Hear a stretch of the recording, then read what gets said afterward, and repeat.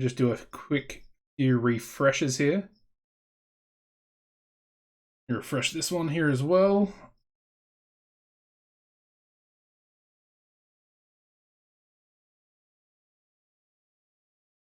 Got to quickly find something, and then we'll get into what is essentially going to be a new series on YouTube. So, welcome to TCW. And this is going to be a live stream series that I'm going to be doing on Twitch. So make sure you head over to the Twitch channel. As you can see, we do have a webcam now. So all the Twitch streams are going to be with a webcam. Let me just jump into here really quick.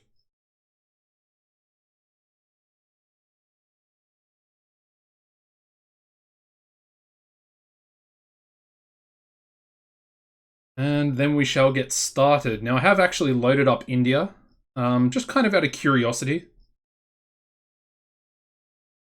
Let's also check. Yeah, okay, everything looks pretty good as far as the channel goes.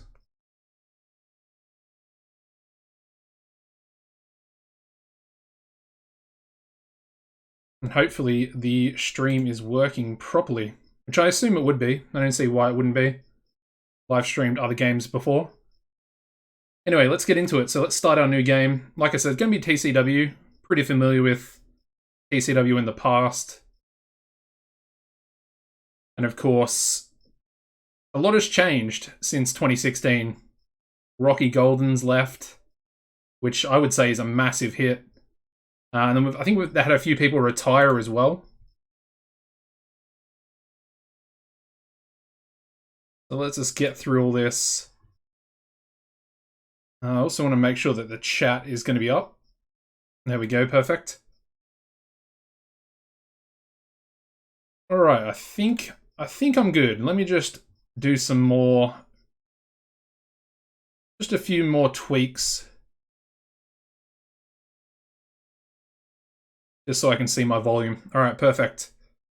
So what we're going to do, we're going to go for, I'm not sure who I want to actually be. That's kind of an interesting question. Now, do I want to go with, maybe I could go with one of the stars, so we potentially don't lose them, but then again, it's kind of a bit gamey. So I'm not sure if I want to do that. Actually, being Eddie Peak would be a decent shout, because I think, from what I read on the Grey Dog Software forums, he is only wrestling at pay-per-views now for TCW, which it's pretty disappointing, because if you watch my TCW series back on 2016, he was a massive, massive player for us. Pretty much was at the top of our card consistently, and I never really wanted him to be. So that was pretty interesting. Also, another thing to mention is, as you can see, we no longer have the New Wave. They have broken up as a tag team, which is pretty sad. It's just sad, really.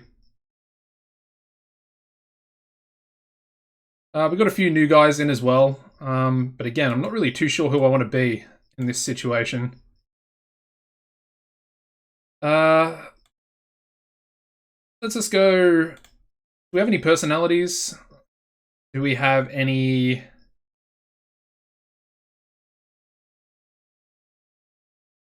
I mean, who is the current owner of TCW? I don't even actually know that. Probably should have researched that before.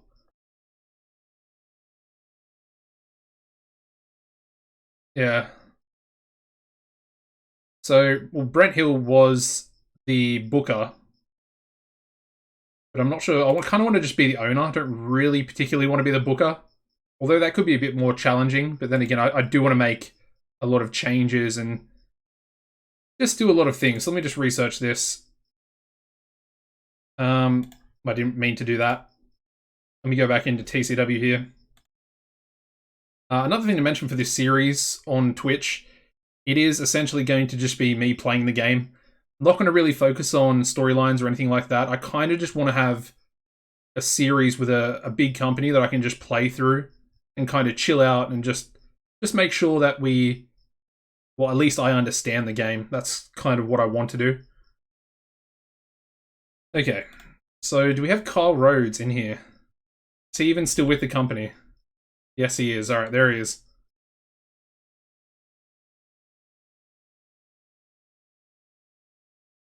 Okay, so I guess we'll go Carl Rhodes. I think I was Carl Rhodes in the 2016 series I did on YouTube as well. Go Jack of all trades, we'll save that and let's play as a character. Remove everybody else, and we will start as the owner of TCW. Alright, so we've got 10 million available, which I think is a lot of money. A lot of money. Now, the first thing I want to do is have a look at the backstage. We've got 100% backstage rating. That's interesting. I didn't really think it would be 100.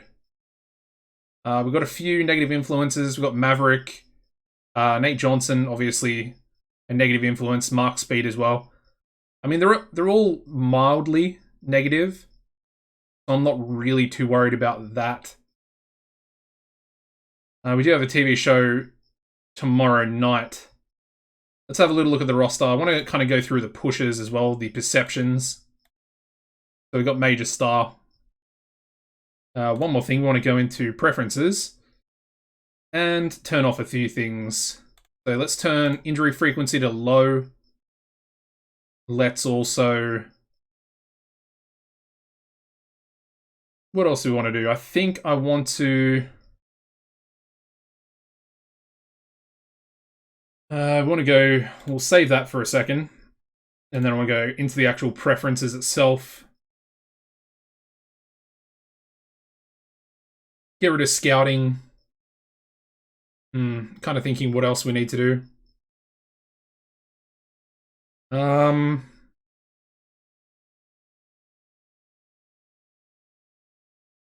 Main event header. I kind of like the main event to be at the bottom, so I think we'll get rid of that as well.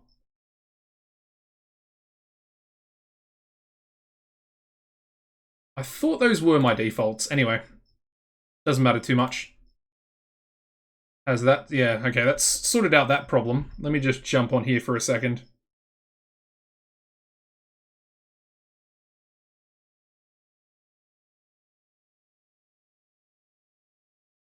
Interesting. I'm trying to find myself as streaming, but it doesn't look like it's come up. Let me just check on the computer here, on my other monitor.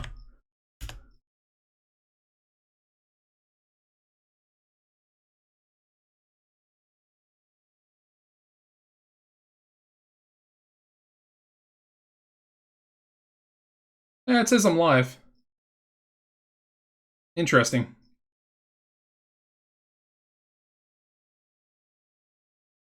Get back into the game in just a second.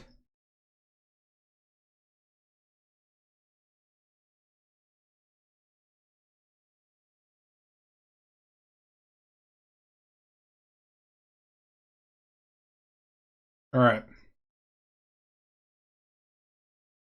All right. Yeah, there we go. Perfect. Okay. Let's get back into it now. Hey guys, good to see you in. We literally just started it up, so you haven't missed much. I'm literally just taking a look at the roster for the first, well, sort of the first time, I guess. Alright, so we got the big four, Aaron Andrews, Jay Cord, Sammy Back, and Wolf Hawkins. It looks like Cord needs a little bit of work. He's kind of the lowest popularity out of those four. What else have we got? So Taylor's up. He's up there. He's not great. I mean, Tanner the Mighty, why has he been pushed so highly? Don't really understand that one. We still got Guide, who's now called One Man Army, which I don't particularly like.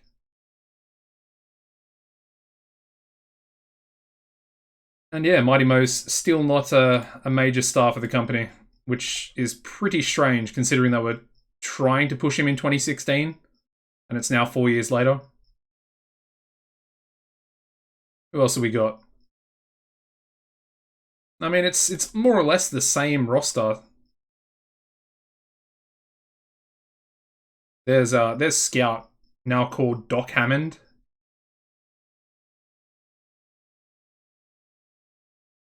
Yeah, I'm not sure if I like that. I kind of want to already put them back together as a tag team. How is Eddie Peak not a main eventer? That's what I want to know. Like I said, in my 2016 series for TCW, that guy was incredible. Anyway, this is a guy we're probably going to push pretty hard. Killer Shark. I can kind of see him being like our monster heel in the sort of main event scene. Titans obviously is tag team partner. Troy Tornado's pretty good hand as well. Now we do have Greg Gage here, who I think I want to push pretty hard from the start as well.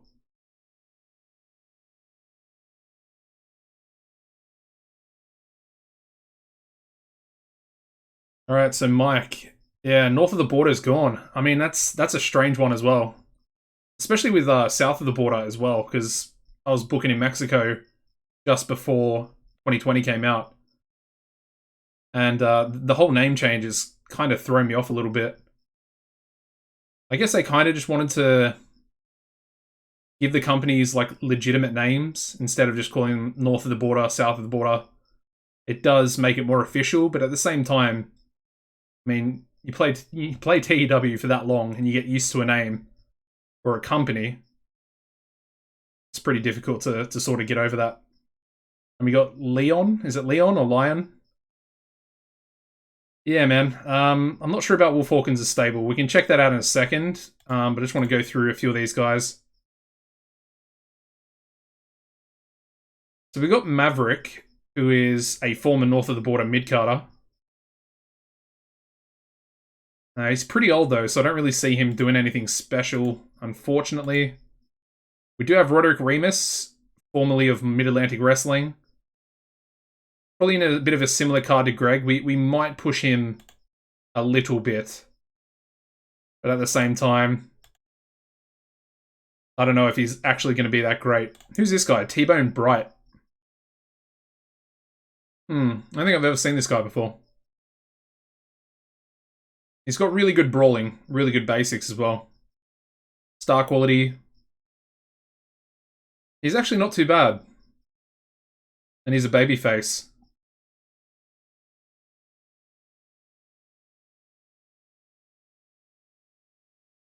Maybe I have seen him before. Because it says that he was essentially in the game. I think he had a different render, different picture.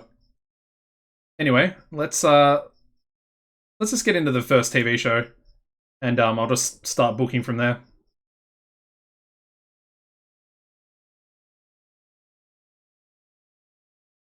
Yeah, Moore's the developmental. Yeah, I read that in the on the forum. That's pretty interesting in itself. Alright, so we're apparently holding house shows as well. We drew 840 fans, made over 10,000 in ticket sales. Kind of wondering how much that actually costs you to run. Yeah, I don't think I want to do house shows. Now, I need to try and work out how to turn that off. Because that's obviously not something I...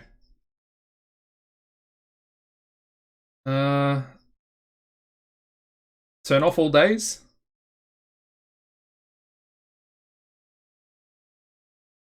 Hopefully that'll...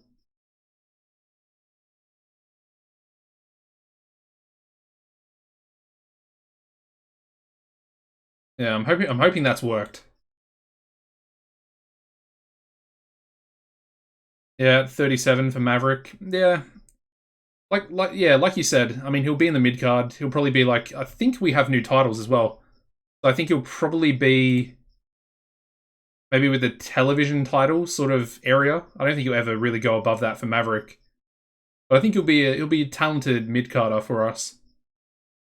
Try and get guys maybe like I don't actually know if he's a heel or a face. Let's have a look. He's a heel. I kind of wanted him to be a face. But that's not the end of the world. He is relatively good. Relatively. Alright. I've never been a fan of house shows. I don't know why. They kind of seem pointless, especially if you're not like focusing on storylines.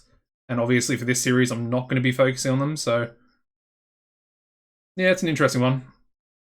All right, so these must be the guys we have down in Mid-Atlantic Wrestling. So we've got Duke Freeman. I mean, he's not the greatest in the world, let's say that.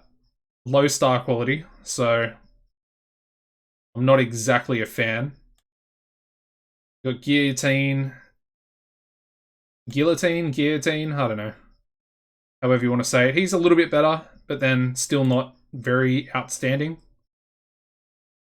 Harvey Robinfield. I did see this guy because I did Mid-Atlantic Wrestling for my first impressions. And he's actually pretty talented. So I think he'll do a pretty good job. Probably in the first year. We might bring him up after that. Got Jalen Martins as well. Good charisma, really good star quality. Needs a lot of work on his psychology though. But yeah, really good physicals. Like they're up there.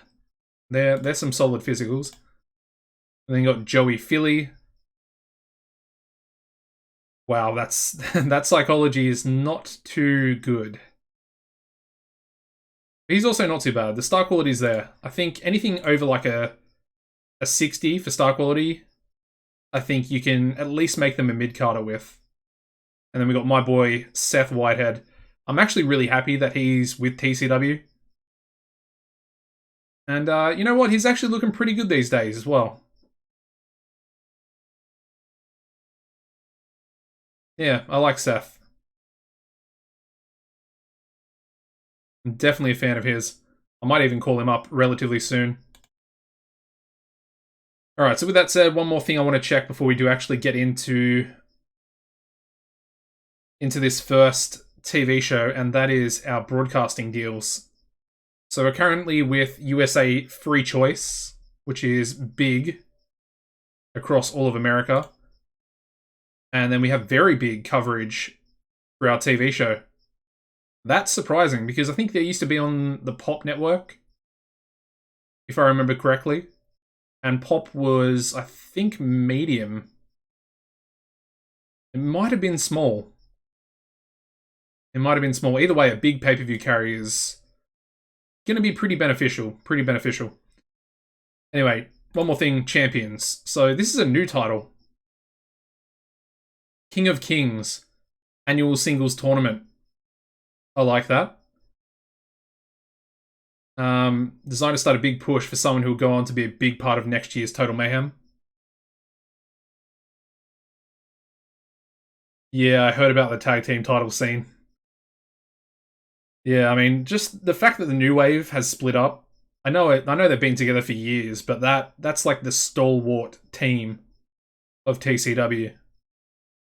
So I mean, just without those guys, you can tell that it's already in a pretty bad situation. What else have we got over here?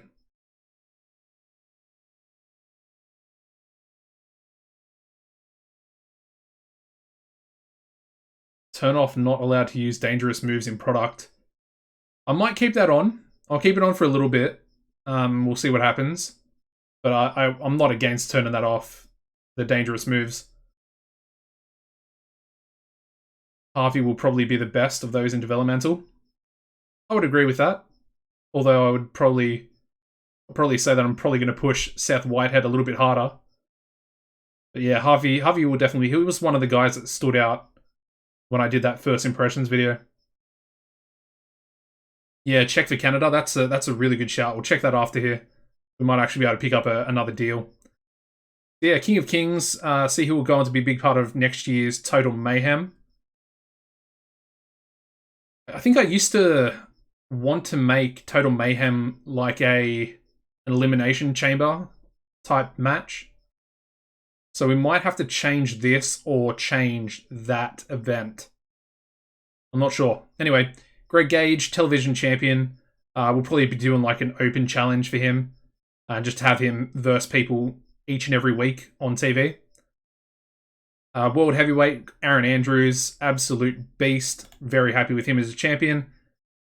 And then we got Killer Shark and Titan, who, like I said, Killer Shark I'm a pretty big fan of as well. So I'm kind of happy that they're the champions. But at the same time, we do want to push Killer Shark as a singles guy eventually. Alright, so last thing, well, second last thing, we've got Sinner Society as well. We've got two stables, Sinner Society and the Syndicate. Now, Sinner Society is Eddie Peake's stable with Killer Shark, Nick Booth, and Titan. How good is Nick Booth? He's actually not too bad. I thought he was worse than that for some reason. But he will probably be the jobber of the stable. Even saying that, he's not really going to be a jobber, but obviously the behemoths, being Killer Shark and Titan, they're going to be dominant. They're already champions. And then, of course, Eddie Peake is an absolute monster. But yeah, I don't know what we can do with him. Can we possibly negotiate a contract? I guess we have to wait until it's expiring. And then we might be able to get him back in the ring on TV. Anyway, we also have the Syndicate. I really just don't like the Syndicate. It's just not looking... It's just not looking too good, really. It just kind of looks like a budget Syndicate.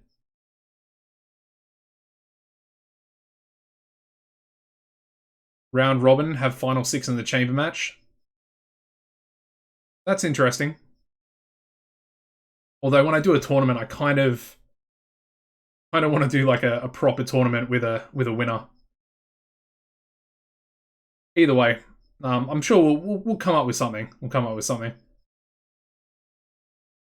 Anyway, I already want to disband this stable, or at least just change the members.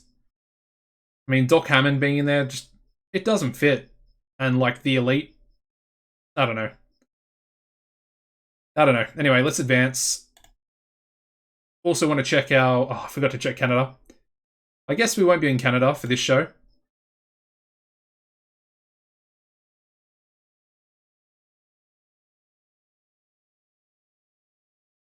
Where do we want to be? I guess the Mid-South has the highest potential fan base. I mean, we're only expecting 7,500. And that's a really bad wrestling industry, I just noticed. That's not good. At least it's rising, but we're probably not going to be doing too much in regards to popularity and stuff like that. Alright, one more thing. Let's check storylines. Misclick. Alright, so apparently Andrews is taking on Hawkins.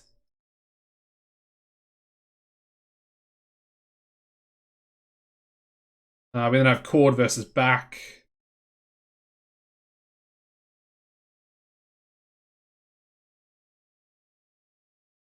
That'd be interesting. Alright, we got the Elite versus Divine Fortune. The Rise and Rise of Greg Gage, taking on Benny Benson. And where's the beef here?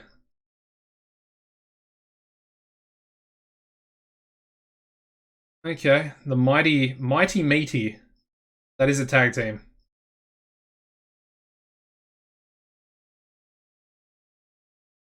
I don't even know what to say about that.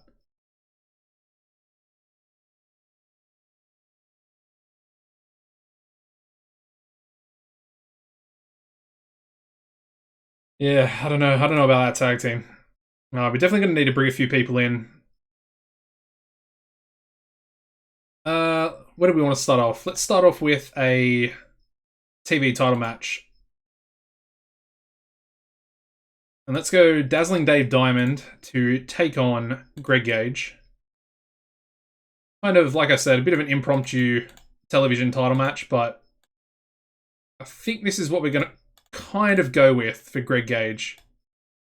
I think it's probably the best option we can go with for him, at least for the...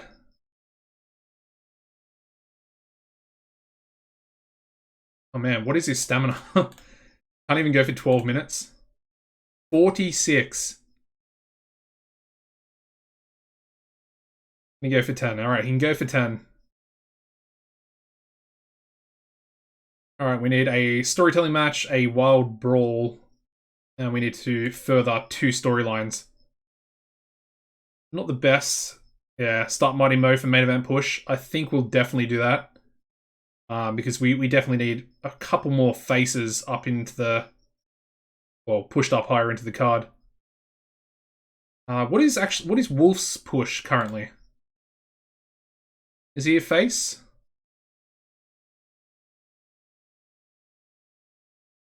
Okay, so he's a heel. Oh, Andrews is a face. Interesting. Okay. That makes sense. Alright, let's do an angle here. Simply just going to be Aaron Andrews and Wolf.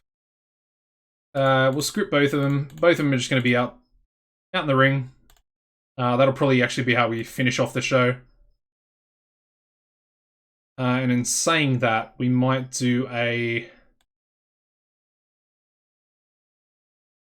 Let's have Wolf. Who else was in his stable? It was Doc. Doc Hammond. Man.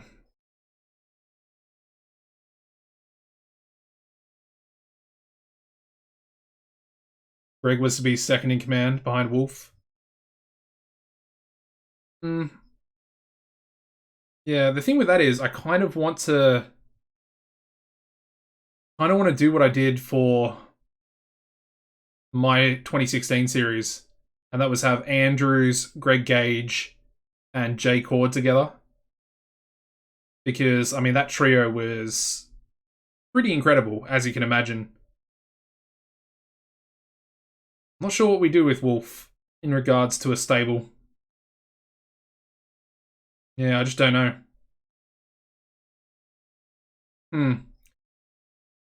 Anyway, they can take on... I guess they can take on Mighty Meaty in the main event. I guess we'll try and give it 16. I might try and give it 20 minutes.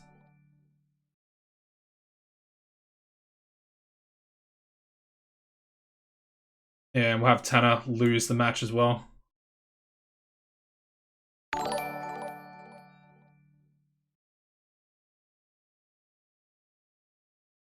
Oh, cheers for the follows, guys. Appreciate it. Getting pretty close to 50, actually. Oh, thanks, Sam. Thanks for tuning in. First live stream with a webcam. Feels a little bit strange, but I'm sure I'll get used to it fairly soon. Also, it's about to turn winter, and I'm still in a singlet. That goes to tell you a little bit about how Australia is at the moment. Okay, what am I doing? We need to call the match. Is it already called? Alright, it's already called. And slow build. Alright. It is about to turn 11 PM. I'm not sure if the room I'm in right now, my study, if it's just really warm in here. But yeah, I definitely don't need a hoodie right now. Let's just say that. Alright, what else? Also want to chuck that down. I think I will actually make that 20 minutes as well.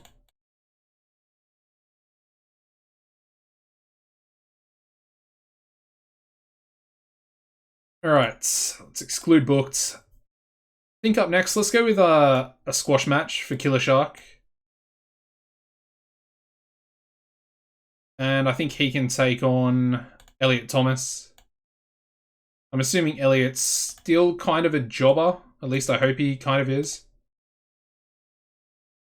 But I think we might actually go for local talent for squash matches going forward.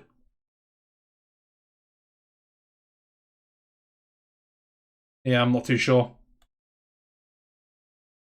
I don't really want to like ruin, you know, many of the guys in our roster, although we are probably going to bring in a few new guys as well. Yeah, I guess It's not exactly a squash match, is it? If I make it open, it's not a squash match. But then again, I don't exactly want to bury Elliot Thomas. I mean, he's young. He does kind of have a bit of an upside to him. So in there, I think we also want to get a Behemoth's angle together. Just like a menace angle.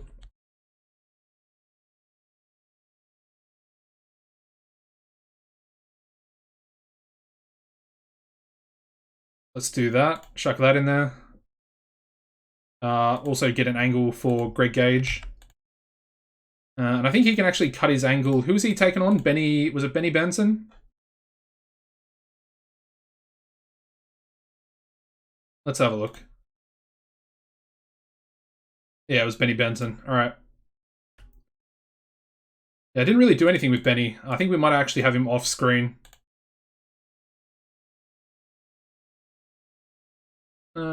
Make success there, I guess. I'm not sure if that'll advance the storyline or not. Yeah. Anyway, we'll do it. We'll do it. Go before the match as well.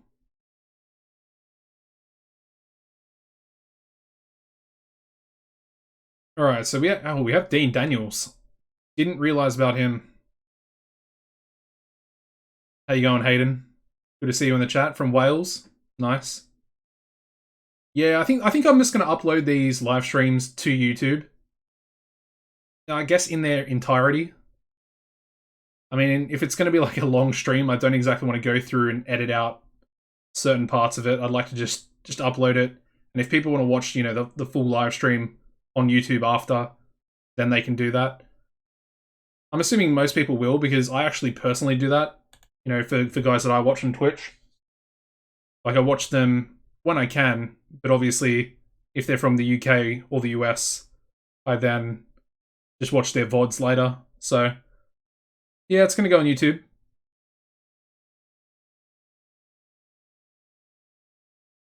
Ah, true. True. I didn't think about that. We can use the road agent notes. Completely forgot about that. That's not the one that we want to advance, though. There we go. Alright. I'm assuming that this one will probably advance it anyway, but let's just make sure. Just in case. Alright, so yeah, moving on. We need something for Sammy back to do.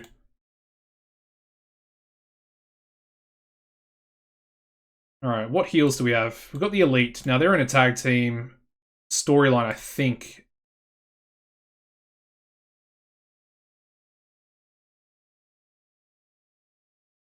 And they're taking on Divine Fortune. So, I think we might just do this match straight off the bat. And what I think will do happen, we'll have Nate Johnson pick up the victory, but I think we'll just make it tainted. Just essentially, you know, cheating to win.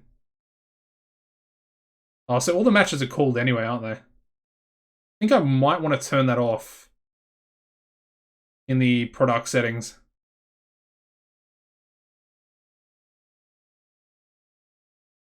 Alright, so that can go there. I mean, do I really want to do an angle for that one? Probably not. Let's go with a Sammy back J chord angle as well. Let's go a fighting angle. Yeah. So they can just be brawling backstage. Pretty simple. And that'll lead into their sort of match at the next pay-per-view.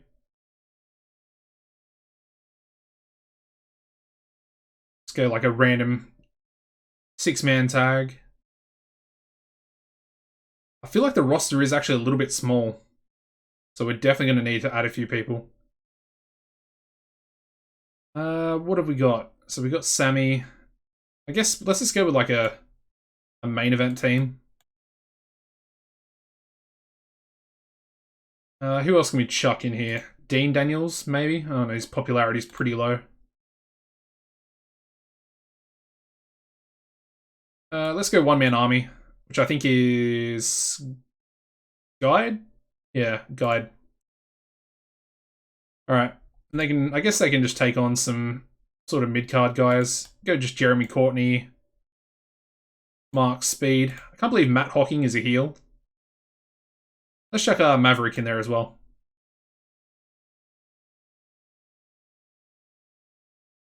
Yeah, 14 minutes seems like it should be alright. And I think we'll give Sammy the victory.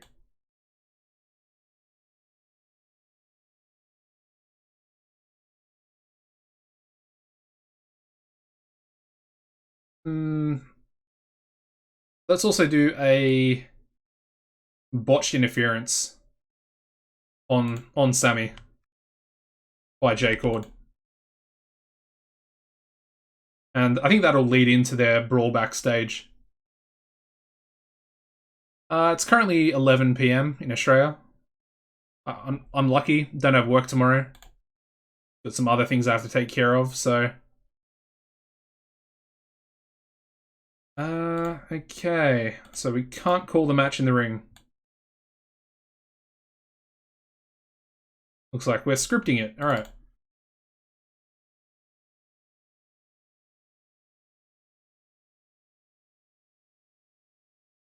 That one's not too bad. I wanted that to go after the main event, didn't I?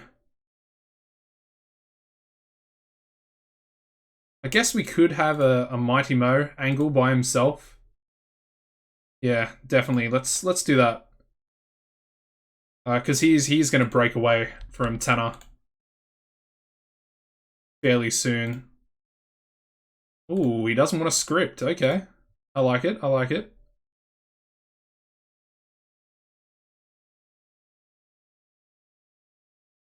And that can go before his match as well. Just check one thing real quick here.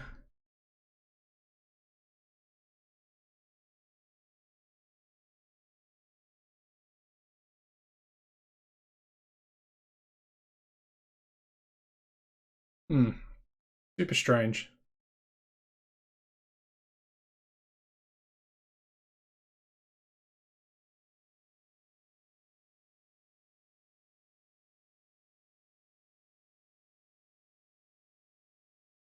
Alright, there we go. For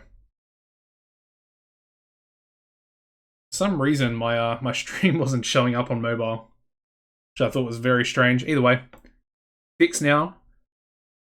What else do we want to do?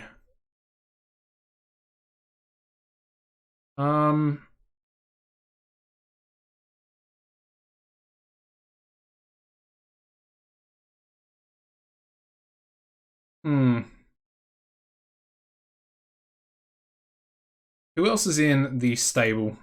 Before we get rid of the Syndicate, Chris Flynn. Now, is he Menace? I think he's Menace, isn't he? No, not really. He's more microphone. Okay.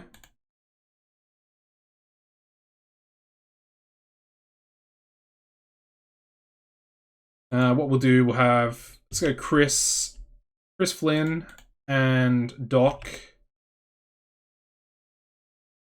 They can both cut an angle onto Aaron Andrews. And challenge him to a handicap match for next week.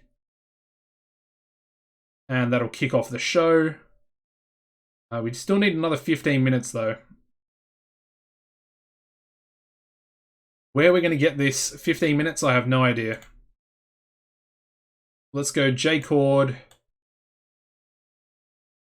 and Joshua Taylor. That could be an interesting partnership.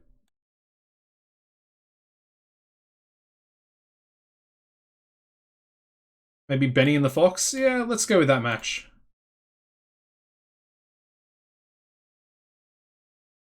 Let's give it 12, and let's have Ford pick up the victory.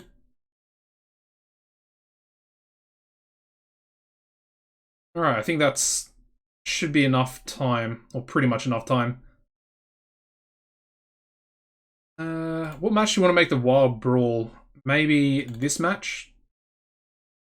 Although that would kind of be more fitting to a storytelling match. This one, I guess, will go storytelling.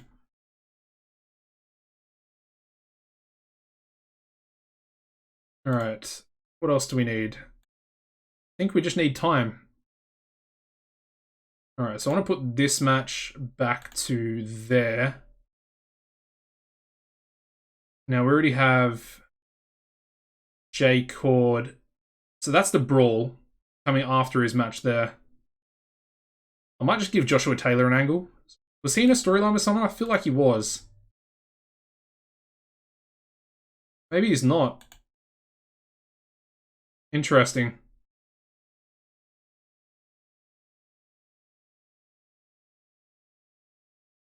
Okay, well, who's left? I think we have Roderick Remus. Now, is Roderick face or heel?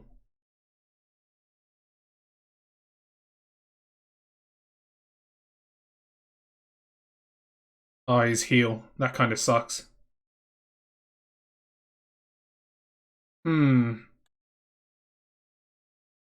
Maybe T-Bone. He's pretty over already. 51 popularity. Let's add a new storyline, which go T-Bone versus Joshua Taylor.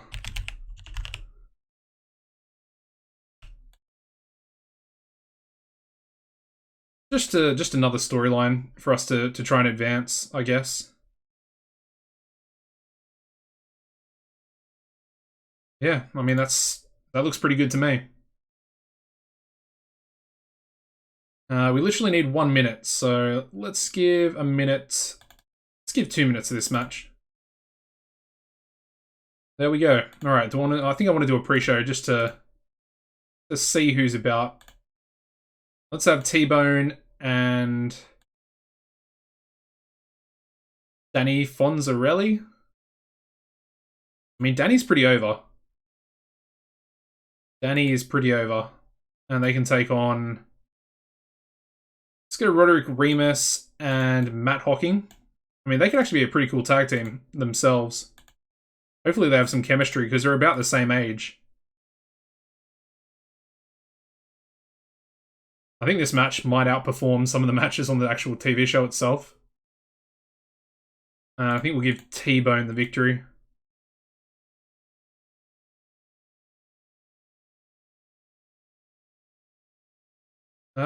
Okay, T-Bone doesn't have the psychology required to call a match in the ring.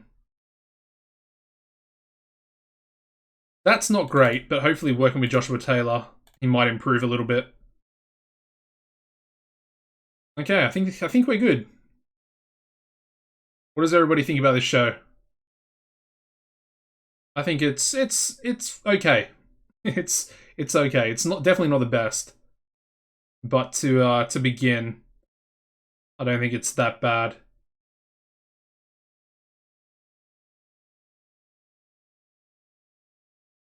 Alright, let's start it. Yeah, definitely need to get used to the roster. You're right. Just, I mean, the roster is pretty much the same. It's just the sort of main guys that I used to book back in 2016. No longer there. No longer depend on them. Eddie Peak, only for pay-per-views. That frustrates, it frustrates me a lot. Yeah, I think we'll definitely hire a few people after this TV show. Anyway, starting off with a 60 for the pre-show. And pretty much everyone got a 56.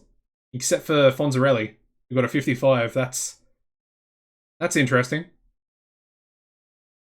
Alright, so we then start the show off with a 55 rated angle for 2 members of the Syndicate.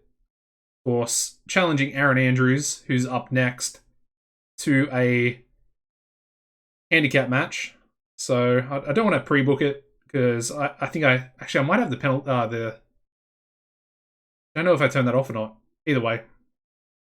Moving on to a relatively good match, 70. I'm kind of curious what I should have checked our popularity and what we actually need to get, because that could be a bit of a problem, especially with the main event. The main event wasn't very strong. But yeah, we got the face team winning here over a bit of a lower mid card sort of trios team here thrown together as well. Andrews with a 76 in-ring performance. Sammy with a 66. Not great, but obviously they still need some work. And that botched interference was not meant to be back. It was meant to be someone else. Anyway, doesn't matter. That's pretty good, 79.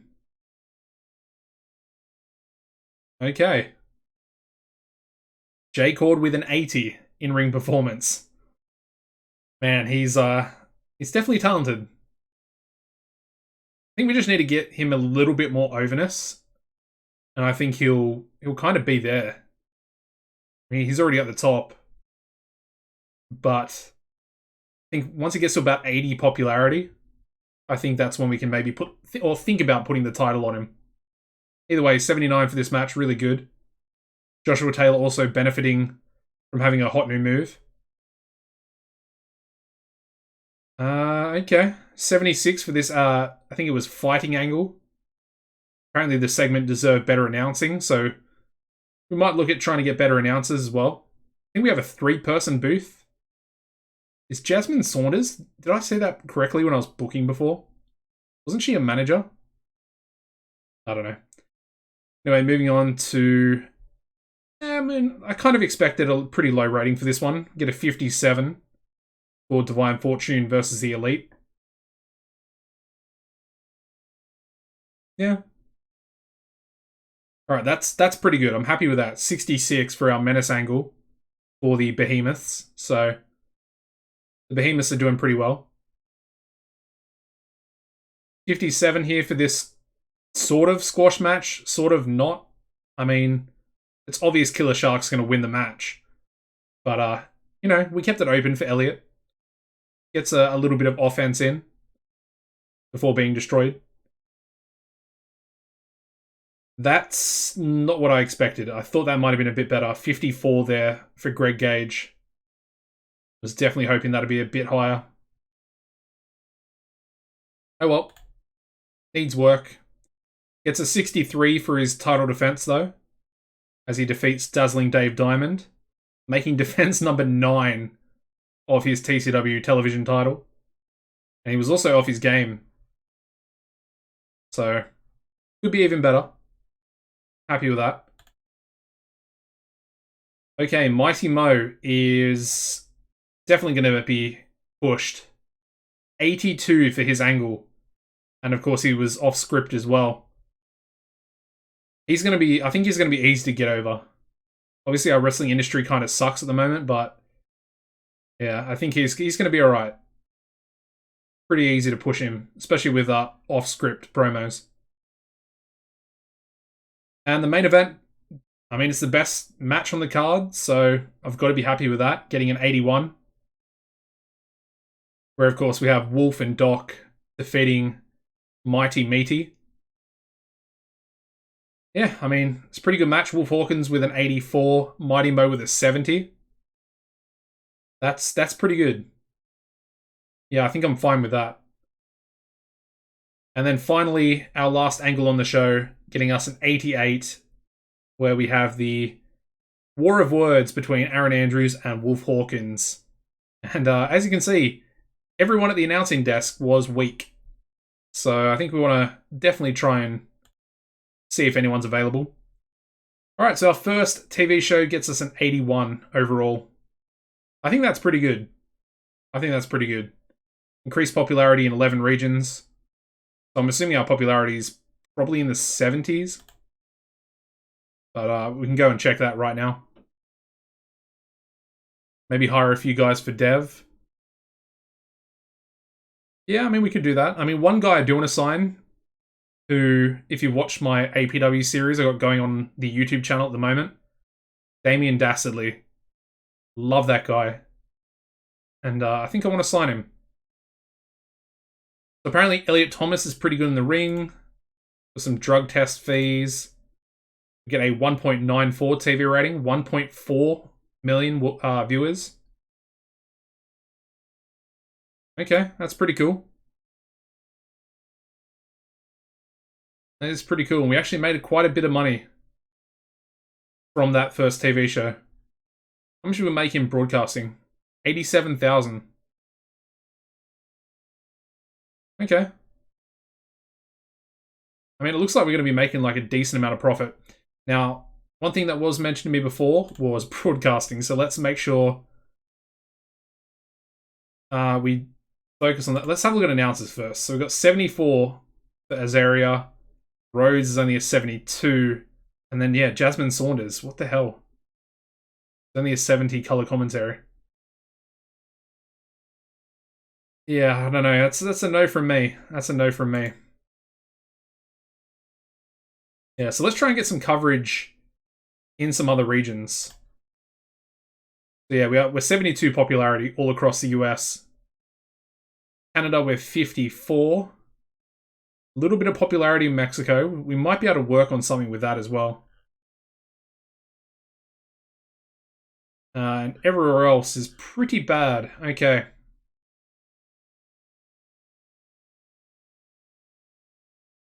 Let's have a look at Canada.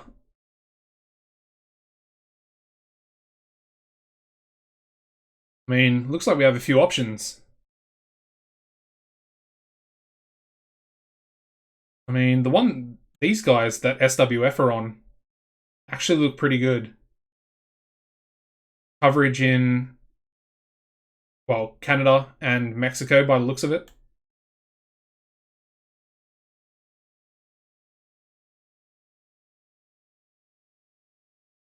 Oh, we need big size. Never mind.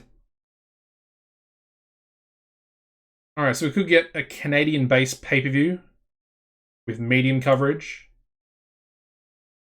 Free-to-air commercial internet site. Yeah, big size for that one as well. We could get medium TV, commercial TV.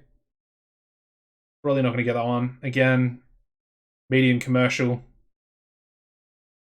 Medium commercial.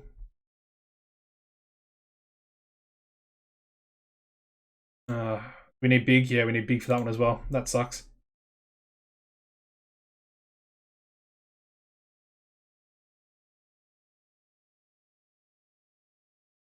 I mean,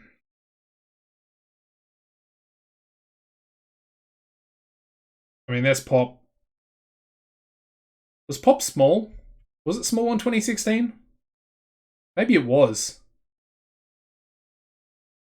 Yeah, interesting. That's big as well. All right, let's go back down here. So, in regards to pay-per-view, I wonder what the difference between these are. I really haven't looked into that. I probably don't want to read the handbook right now. A mod that adds broadcasters. Yeah, I mean, that'd be pretty cool. But, you know, part of me always likes the fact that the broadcasters are the way they are. It makes it more challenging. But yeah, I know what you mean. It can also put a bit of a damper on a save that you have. Alright, so let's I guess just go, well, there's none of those, never mind. Able pay-per-view. Okay. So they're neutral wrestling, neutral wrestling, neutral wrestling. Okay. Broadcast style mainstream. But we can't go with these guys because we already got a pay-per-view provider for the US. So they're out.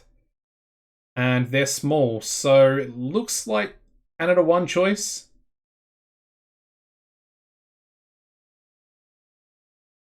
Or we could go with these guys. What's the difference? Does anybody know the difference between internet pay-per-view and cable? I'm kind of curious. Because they're essentially the same size. Although these guys do have... Oh no, they don't.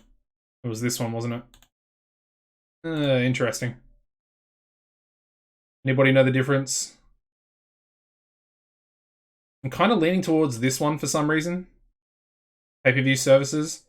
I think it was the one they might have used to been on. Or that you could get at the start of 2016 as well.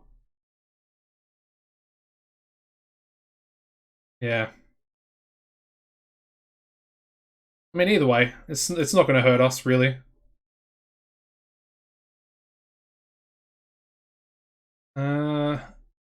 I mean, should we try and go 100% to the company? What type of revenue split are they willing to do? 40%?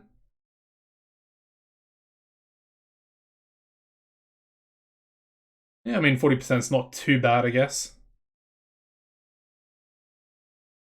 And they're not willing to give us prime time either. Afternoon?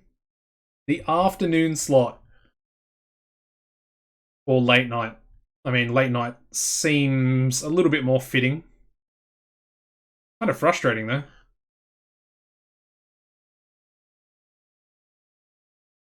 Before we do that, let me go back and actually have a look at the other one. See if they'll give us, a better deal. They probably won't.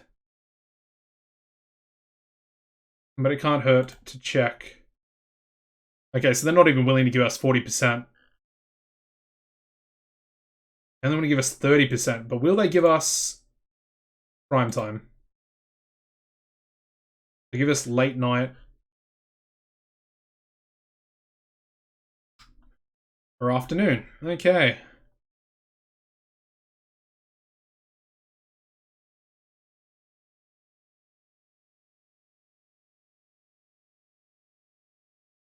Interesting.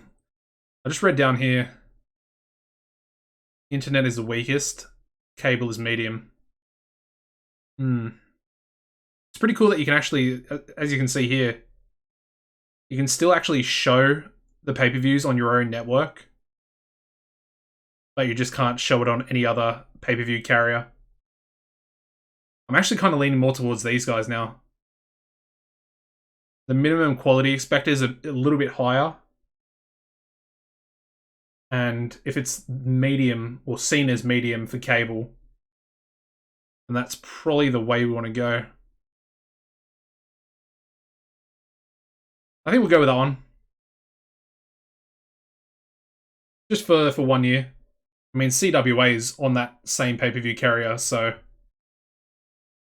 I think that'll be fine. What about TV? Let's also look at TV as well.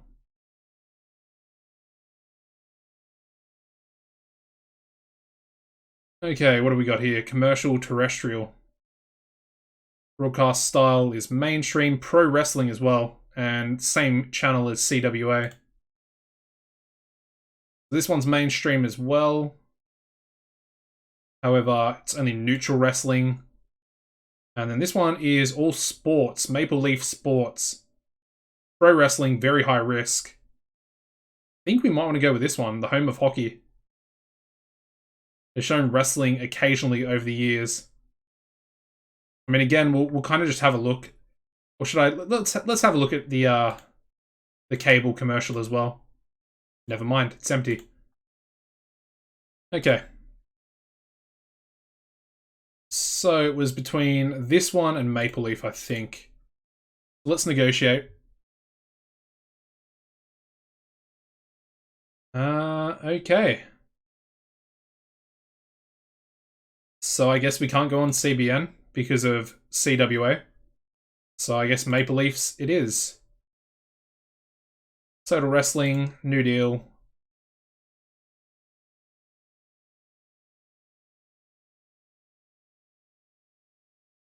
Alright, let's see how much revenue they'll give us. Probably 40.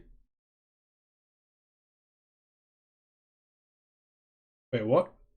They aren't happy with the proposed revenue split, and so would expect you to offer a financial incentive.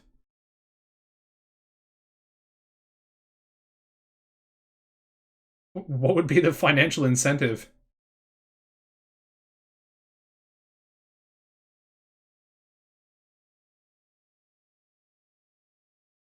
That's so strange. Never seen that before either.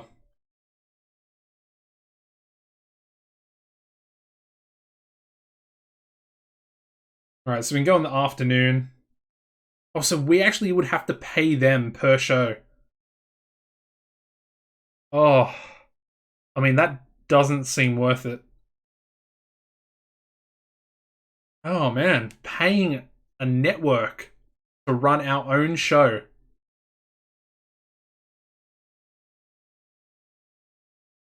Yeah, 150k is a lot of money. That's pretty much the amount of profit we made. We made about 220,000 or something from that first TV show. But I'm wondering what the revenue split's going to be 40%. So how much would that equate? It wouldn't. I don't think it would balance out. Yeah, true. Maybe if I lower, yeah, okay. So if I lower it, it gets better. 25% is nothing. So I guess we'll just go 25%. But let's see if we can actually go late night. Yeah, we can go late night. 30%? No, okay. All right, let's go with that. That looks pretty good. Thank you, Alex, for making me double check that. All right, so there we go. Maple Leaf Sports as well. All right, that looks pretty good, man. That looks pretty good. Now the next thing we want to do is look for some workers. All right, so let's grab Damien Dastardly if he's going to be available.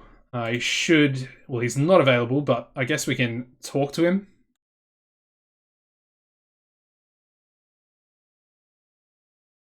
Okay, there we go. He's now active in the US.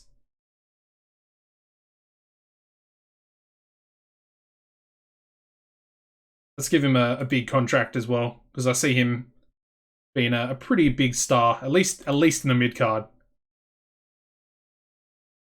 So no travel cover. Try and go a bit lower. You'd expect around 15,000. Okay, short-term contracts it is. Alright, he wants 6,000. You know what? I can do 6,000 for Damien. For 3 years. Can we lower the merchandise as well? Okay. 0? Okay, we can give him 0 merchandise. Due to ironclad clause.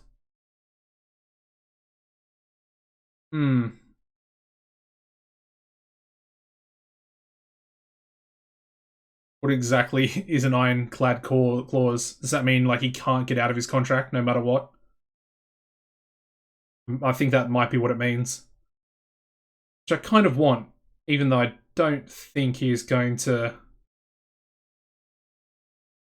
I don't think he's going to cause any problems for us. Maybe do events and A shows as well. And we can maybe lower it. Okay, never mind. We'll just give him 6,000. That was a bit silly by me. Anyway. Seems like a bit of a rip-off for a guy that has 0 popularity, but at the same time, I really like him. And he's definitely got a lot of upside, as you can see there. Probably already a mid-carder if he had popularity. If not, above that. It just kind of sucks that he's not actually Australian, because that'd be pretty good. Well, it'd be good for me, being Australian, but he is, as you can see, a New Zealander. He is a Kiwi. So anybody got any suggestions? We've got Tennessee William. Tennessee William's not bad. One guy I think I would like to get in is maybe... You watched the Black Canvas Grappling series I got on YouTube. Big Bruiser Finley. Is he going to be under Finley O'Faraday? Yeah, there he is. I think we should bring him in.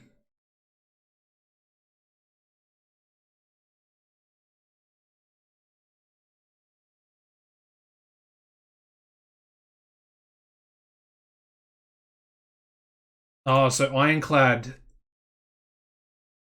Okay, so Ironclad is so it's set in stone how much he's going to be paid, so he can't ask for pay rises. I think that's what that means.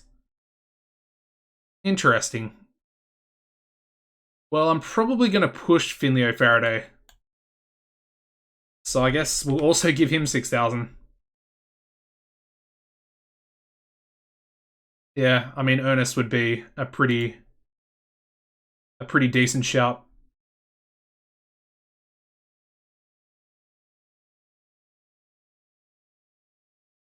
All right, so we'll get Finley in as well. Finley's really good, really good. Good menace, good star quality, and I think he could fit nicely into someone stable as well. Another guy. Oh, Felipe Caballero, currently unemployed. That's a nice new render. I haven't seen that yet.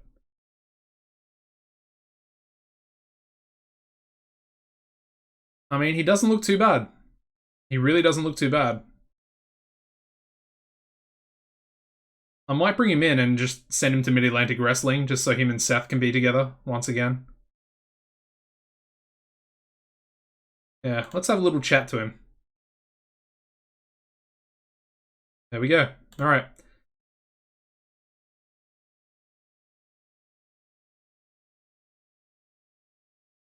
Uh, let's go no Ironclad.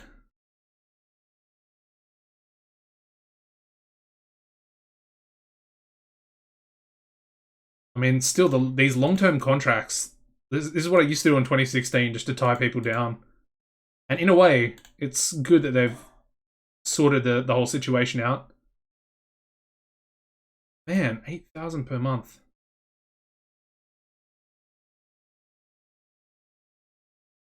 Whew. I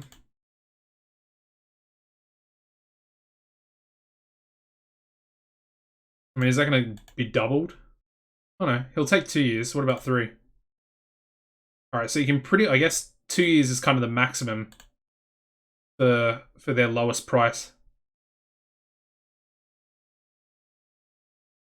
Try and get him on 0 merchandise as well. Okay, give him 5%. There we go. So I think we'll send Felipe down to Mid-Atlantic Wrestling, down to developmental. Who else?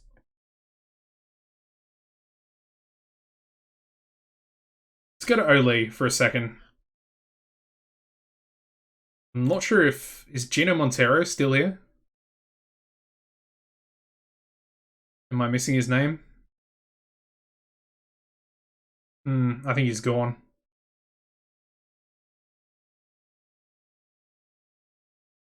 Yeah, there's no G in there.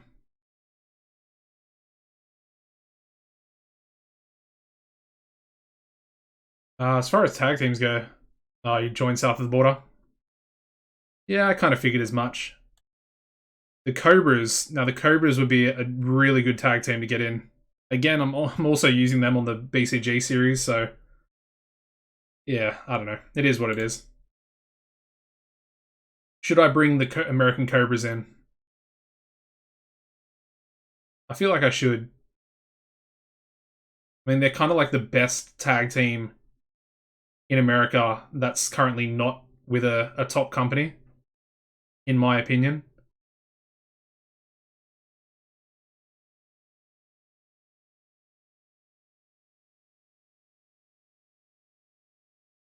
Also means they can't hand in their notice. Yeah, I just started getting screwed by that in the BCG series. Had Dynamite Narahashi hand in his notice after I put him into a pretty important stable, which kind of sucks. But yeah, what do we think about the American Cobras? Yes, no. I mean, they got a little bit of popularity in the Southwest, Mid-South, Northwest.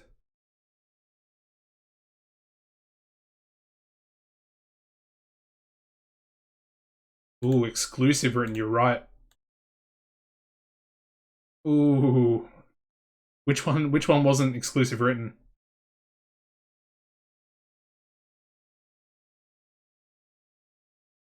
I think we'll get him in. The tag team division is woeful, as everyone's said.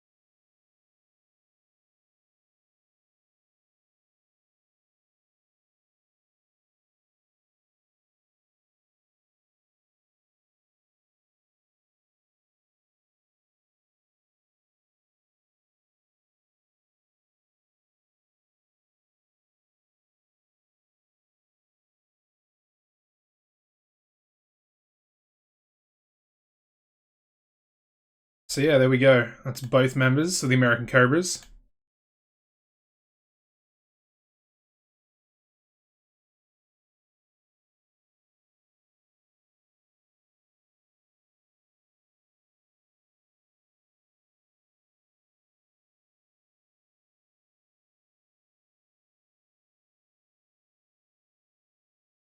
Just trying to think who else would be another good tag team.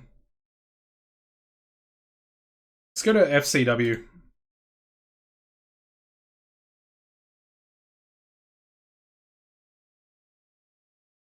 Island Boy Apollo.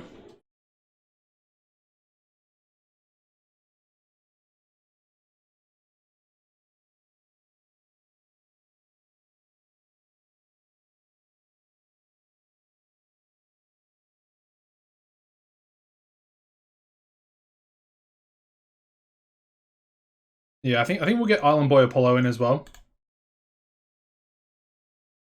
And Kid San Juan as well. I also had them on my Road to Glory series when we got to Oli. I think they're pretty good. Yeah, Island Boy Apollo, Kid San Juan.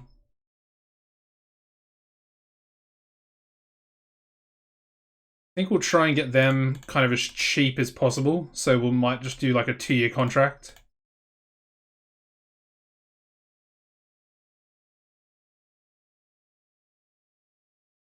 $2,700's not too bad. He's definitely the more impressive out of the two, as you can see. He's actually improved a lot from 2016. And then Kid San Juan as well.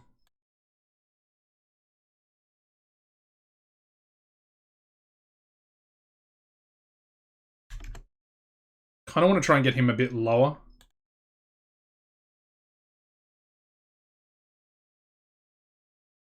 So 25.60. And he also wants a bit of merchandise. He wants more than 5%. Can I just give him 2,600 again? Or 5%? Yeah, there we go. Okay. I think I'd rather keep the 5%.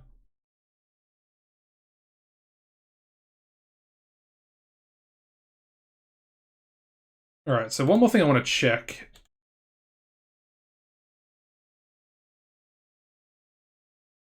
Is whose contracts are starting to come up. So we've got Mighty Mo in about 4 months. Killer Shark in about 3 months. Sammy back.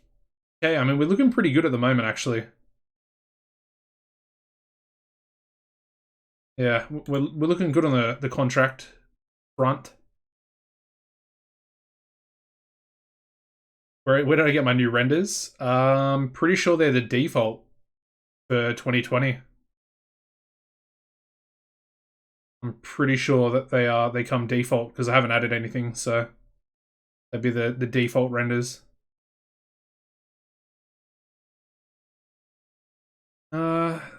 We want to get the Latino Kings in as well.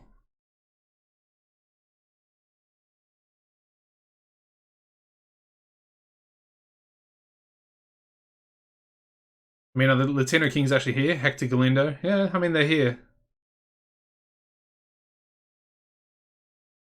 3,100.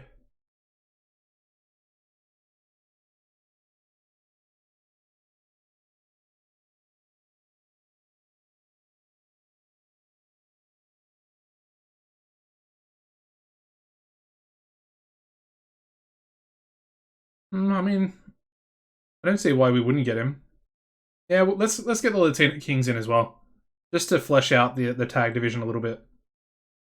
So we'll pick up Hector and Rudy.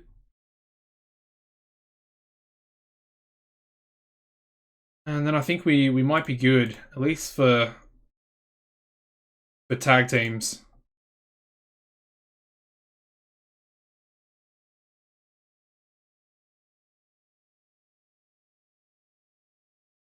As you can tell, we're probably going to keep the American Cobras around a little bit longer. Grab Rudy as well. He wants exactly the same, so that's perfect.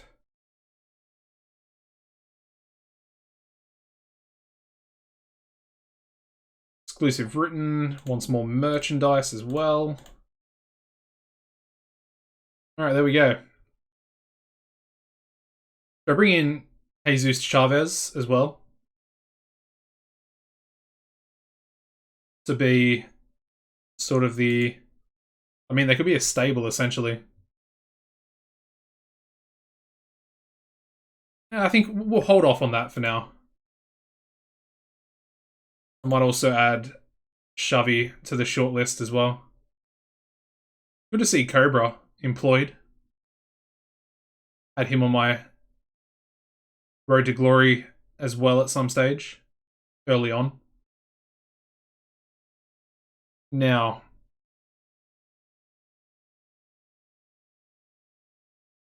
decisions. Now we need to I need to double check these. So that's only written. So we need to do exclusive written for that. Yeah, 6,000.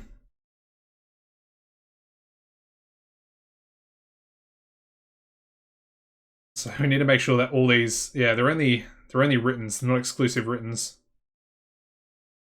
So you want 6,000 as well. Not covered. Okay. I think that was it. Nope, it wasn't it.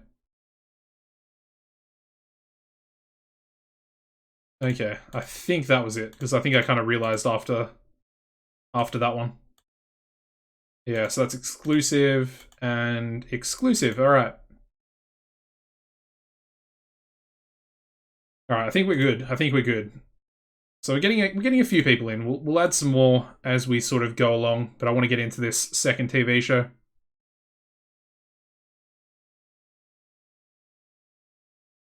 And just want to make sure that we, you know, we're starting to book to the pay-per-view pretty well.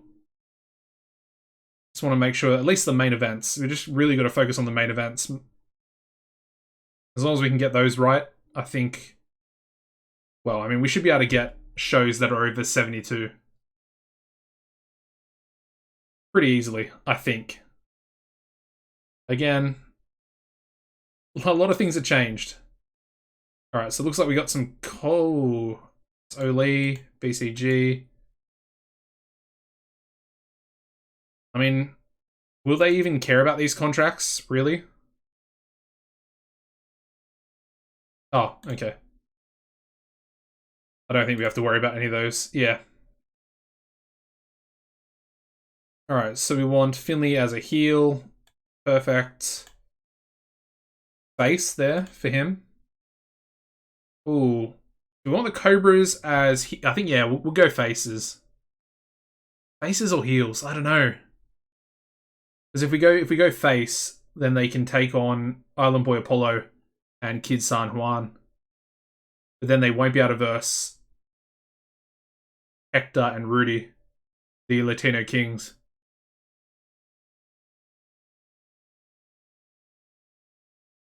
I mean, are they heels? Are they really heels?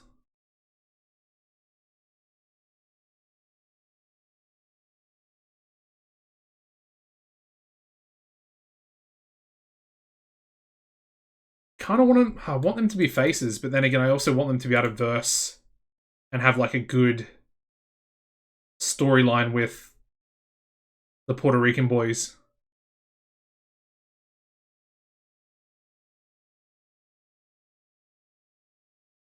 I mean, it is kind of saying face for them now, which is strange. What about these two? Yeah, they're going to come in as faces, of course. If we bring them in as faces, they can then also take on the behemoths as well. And eventually go over on them. So I think, yeah, we're going to bring them in as faces. We can still put them against the Puerto Rican boys. I don't think it's going to be too damaging having face versus face. I think we'll be fine. We should be fine anyway. All right, let's get into this show. I mean, we still got these 2 more contracts to sort out. Also want to bring in a women's division at some stage. Probably not for a few months. And we'll just sort of suss out the finances and everything. And just make sure everything's going to be okay.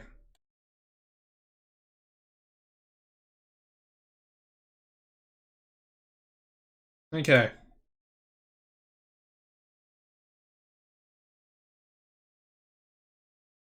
No gimmick needed. I feel like, do we need gimmicks? Let's have a look at the product settings real quick. That is production, not product. Product is up there. All right. So we need 90% matches, 10% angles for our pay-per-views, and then 70% matches, 30% angles for the TV.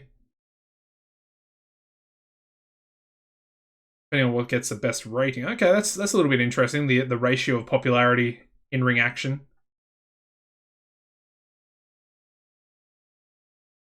Alright, so they don't want extreme matches. Matches less than 15 minutes will not be able to achieve world-class scores. And matches that are overbooked will be penalized unless they're really good. Alright, so all workers are expected to use a gimmick, or there will be a small penalty.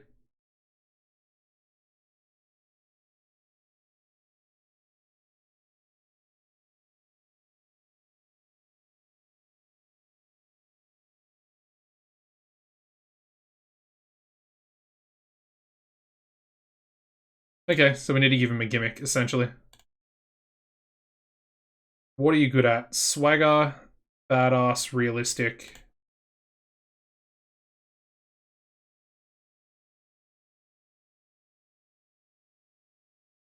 Let's go badass. Let's give him some creativity.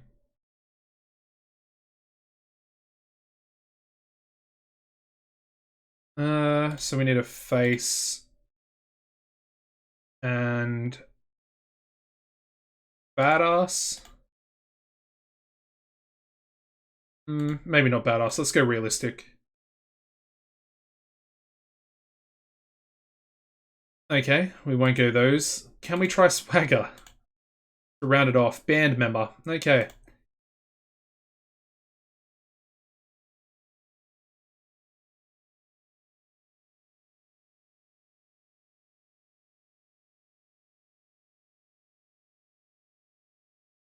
Let's try and give him a pure athlete gimmick. We'll see what happens, I guess. We will see what happens. I mean, he's pretty athletic, as you can see. 86 athleticism, so... I mean, it doesn't say that he can't play them well, so... hopefully it should be fine. Arrogant cheat, gang member, pure athlete, show stealer, gang member, old school technico. Alright, so 4 for Lipe. Send away to Mid-Atlantic Wrestling. Yep, there we go. All right, so Felipe's gone down 2 more. Yeah, the gimmicks. I mean, the gimmicks has kind of had an overhaul. The same gimmicks are still there, but there's a lot of, like, I would say, a fair amount of difference from where they were before. Either way, I don't want to go too in depth with it just yet. I will, of course, at some stage in the future.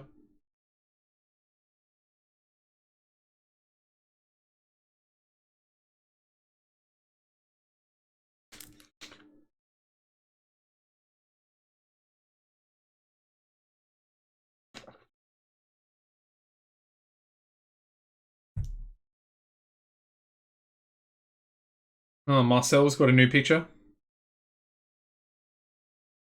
Good for him.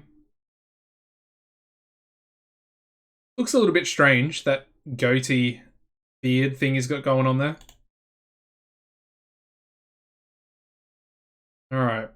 I mean, the thing is, what do I want to do with Finley O'Faraday? I need to kind of find something for him to do. Do I put him in Sinner Society? Maybe take Nick Booth out? I mean, Nick Booth kind of belongs there, so I guess we could leave him there. But like I said, he can be the jobber, and maybe Finley could come in as the singles guy. Possibly just challenging for the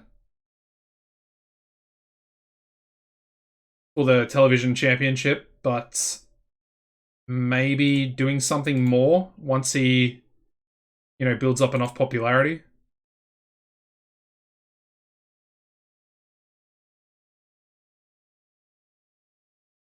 Okay. I don't really think we need to do anything. We're expecting nearly 8,000 fans for this show, as we're up to an 18. And of course, the wrestling industry does play a pretty important role on the attendances.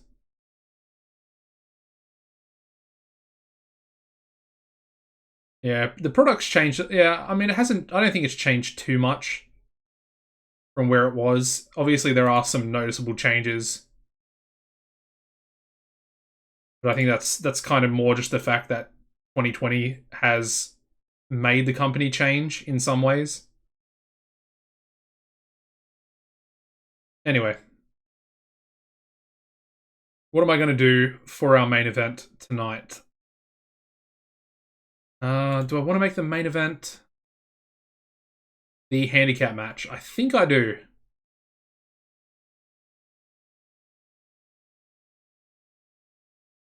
I'm going to try and find it now. Handicap 1v2. Alright, so Aaron Andrews, and he'll be taking on Doc Hammond. Oh, he can't versus Chris Flynn. He's got an injury. Who else is in the stable? Like, yeah, do I really want to do that? Maybe just Doc Hammond.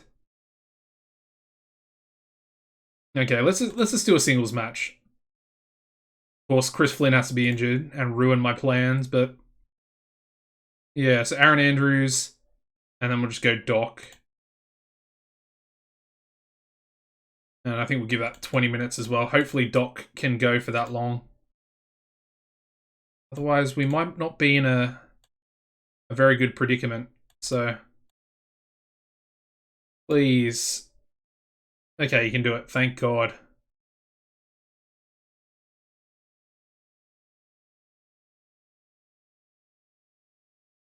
Alright, what else?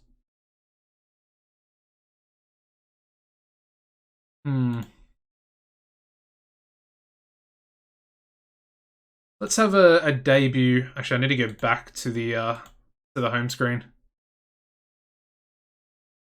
Because we need to add our teams in, our new teams.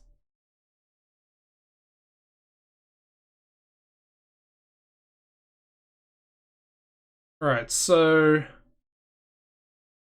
let's go with Marvel And Storm.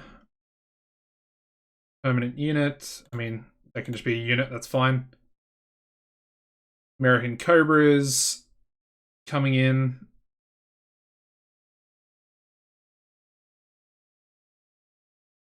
There we go.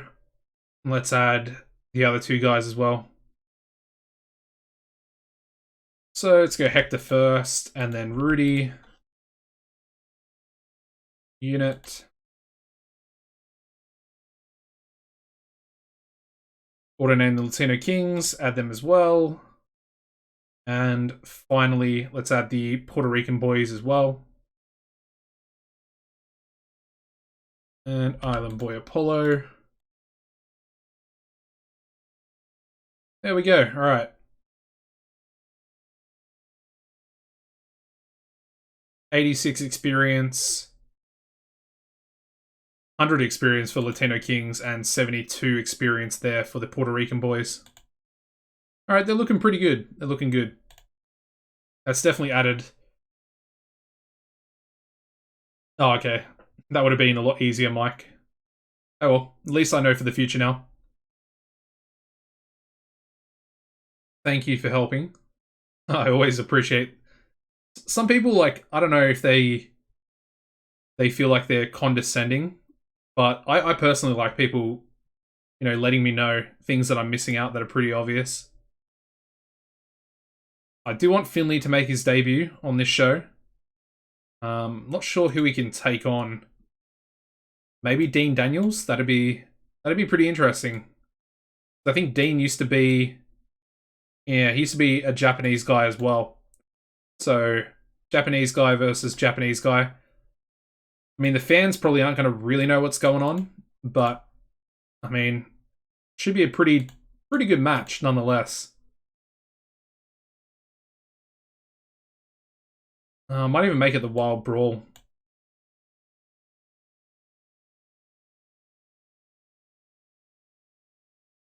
Yeah, that's exactly right. We're all still learning. I mean, it's essentially one of the reasons why I make the videos, is to try and help people. But yeah, I think that looks pretty good. That should be a good match. Obviously, they don't really have the popularity. I need to sit up. Ugh.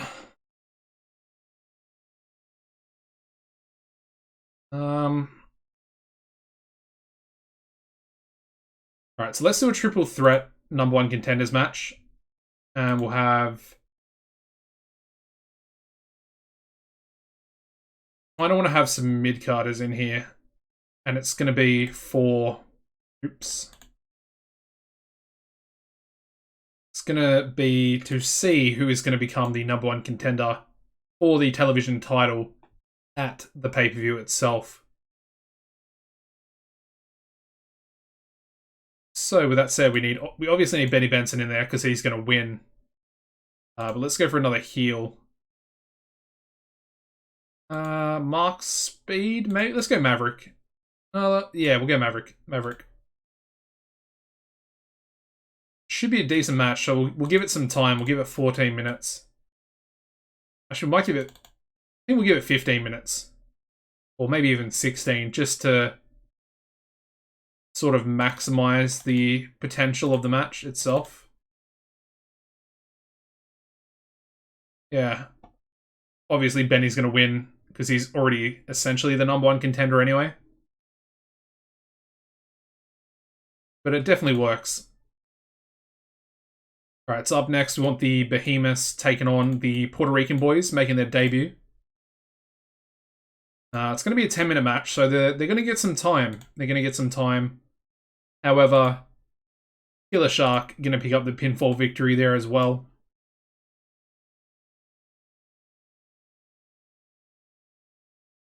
Okay. I guess, yeah, we'll make it open as well. They are the tag team champions. It's going to be non-title. Let's do some angles as well. So let's do Aaron Andrews cutting an angle onto Wolf. He can be on screen because he would essentially be at ringside, or so you would assume. Oh, so Dean's actually a road agent.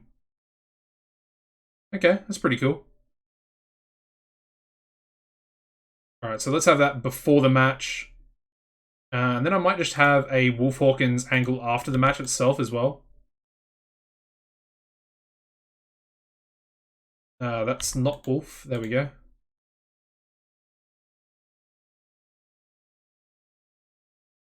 Okay, so that looks pretty good. I think that these last 3 segments should rate pretty well. Which I guess is kind of the main thing we need to worry about. Let's also go with a Behemoth angle again. It's another menace angle for them.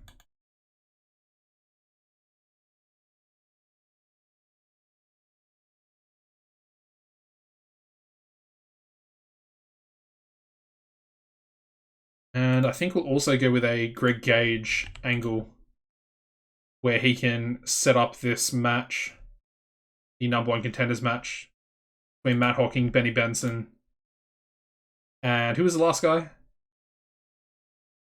Was it Mark Speed? I don't think it was Mark Speed. I might make it Mark Speed.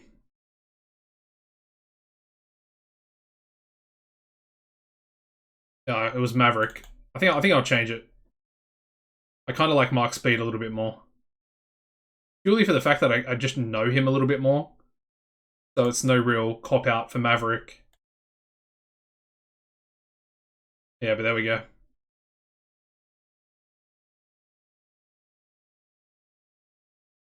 Alright. Still need to do a few more things. Yeah, I mean, that's a good shout as well.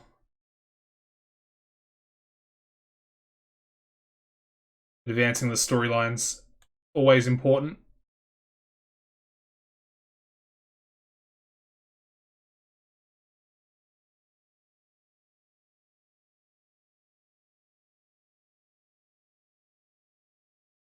Alright. What's next? Let's go with another tag team match. And I think we want to go with...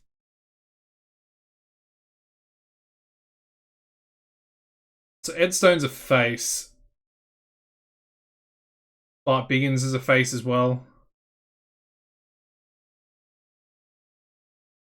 I mean, we essentially still have the Canadian Animals, right?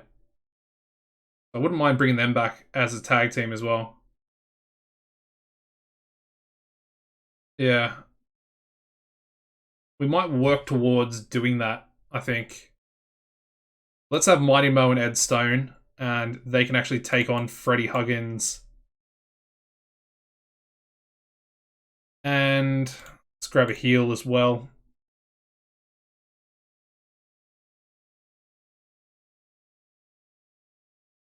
Maybe Roderick.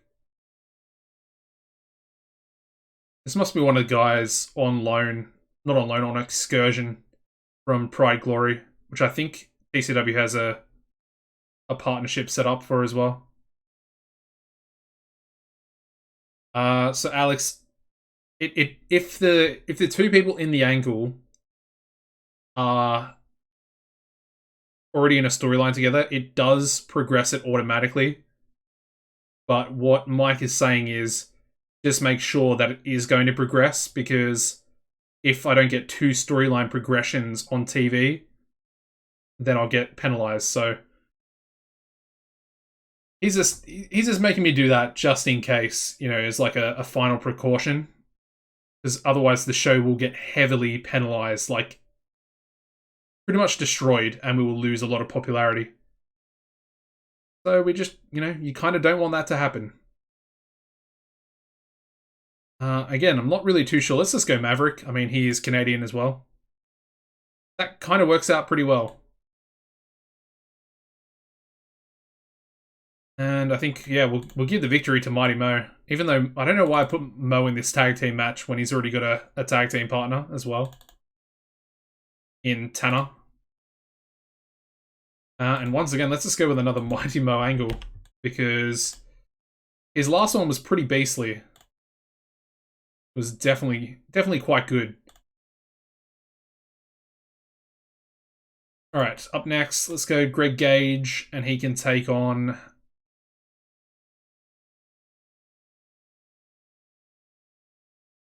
Elliot Thomas. Maybe. Yeah, I mean, why not? Bit of a tune-up match for him. This one, I think, will be... Yeah, I mean, we can make it another title match. I mean, he's in his own mind, he's so much further ahead than anybody else on the roster.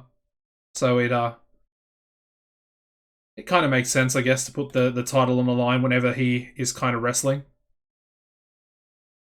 Let's also make this the storytelling match, I guess. I mean, the story would be that, you know, a new team on the block debuting. So Greg Gage has already got an angle there. I'm trying to think. Do I want to give him another angle? Probably not. What we could do is maybe have the Cobras do an angle to debut themselves on the show. I also need Joshua Taylor. So he was with T-Bone Bright, I think. Right? Yeah, right. So let's do an angle for that as well.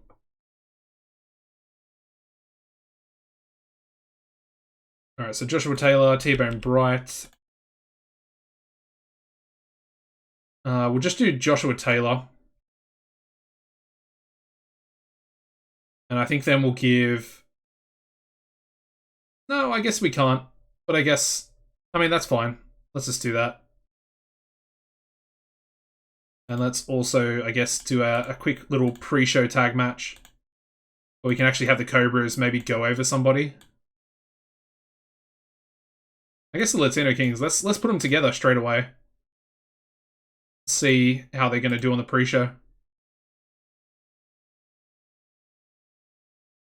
Okay.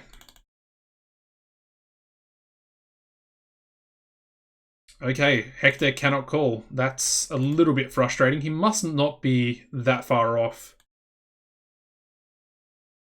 Surely, like, he would have to be pretty close. 58 psychology. He's got really good basics, but only 58 psychology. What about Rudy? I mean, Rudy's a lot better. 81 psychology. Yeah, Rudy's always been a beast. He's always been the better of the two. Which you used to say about Storm Spillane being the better of the two in regards to the Cobras, but it's interesting that Marvel's kind of caught up a little bit. As you can see, I mean, they're almost the same. He might actually have better primary skills than Storm now. Yeah, they're both really good, so I'm glad we've managed to get them in. And they're going to be on the pre-show. All right, let's run our second TV show. We get a... Okay, we've got an awful for that gimmick change that I did. Definitely shouldn't have changed it, or I should have just gone with something that was a bit more fitting for him. Probably shouldn't have given him any sort of creativity, because he can't... Well, it's like not one of his strong suits in regards to a gimmick. But the rest of them are okay. And the match got a 49 on our pre-show, so...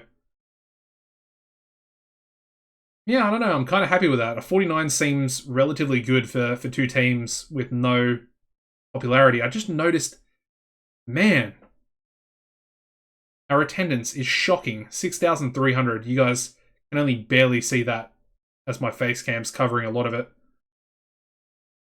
But wow. That's, I think weren't we expecting like 8,000 people? Yikes. Anyway. Alright, we then start the show off with a 69 for our Taylor T-Bone Bright angle. With, I think Joshua Taylor was only one rated, so more of these I think will be pretty beneficial for him, for both of them really, when they go into their match at the pay-per-view. We then have a television title match, getting a 63. Of course, Greg Gage defeating Elliot Thomas, making defense number 10. Mighty Mo's really good. 78 once again for his angle, and again off script, working the crowd well. A 72 for this match is pretty good as well. Of course, we got Mighty Mo and Ed Stone defeating Freddie Huggins, Maverick. 3 Canadians in the match. Ooh, Freddie with a 69. Freddie's pretty good. Actually better than Ed Stone. Okay. We then go into a 64 for the Behemoth's Menace angle together. That's good. It's good enough. Their match gets a 55 where they defeat the debuting Puerto Rican boys. Both getting adequate for their gimmicks. It's not too bad. But only a 31 for Kid San Juan. A little bit low. We then go into a 60 rated angle, this time for Greg Gage. And of course he cuts a bit of an angle, essentially saying who wants to become the #1 contender for his television title at the pay-per-view. Obviously these 3 guys, all pretty well established in the mid-card. Their match gets a 64 for the triple threat, where we have Benny Benson getting the victory. All 3 of them very similar in-ring performances as well. So I'm happy with that. 64 is a pretty good rating for this mid-card match.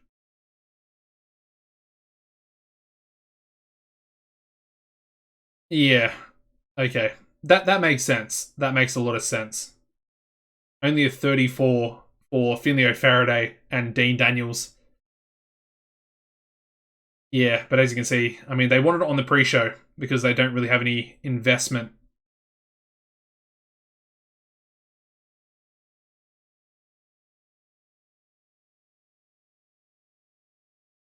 I mean, it is what it is. I mean, we've got to try and build them up somehow. And the pre-show is probably not going to really do too much for them either. So, yeah. Anyway, moving on from the 34 into an 84. So, we have Aaron Andrews, of course, cutting another angle on Wolf Hawkins this time. Basically, you know, he's about to verse his boy in Doc. And he's going to beat the crap out of him. And the main event getting us a 77, which I think is... It's good enough. It should be good enough. Hopefully that 34 doesn't bring us down. There's a chance that it might. But yeah, we do have Aaron Andrews defeating Doc Hammond. And finally, we got one more angle, getting an 84 this time from Wolf Hawkins. So he's doing pretty well. I mean, these angles, like, they're really going to help out with the overall show ratings. And yeah, Wolf essentially just cutting an angle about the world title. Alright, so we get 76 there for the overall show rating, increasing popularity in 17 regions this time. Of course, we got the new broadcasting deals in Canada. That's pretty good.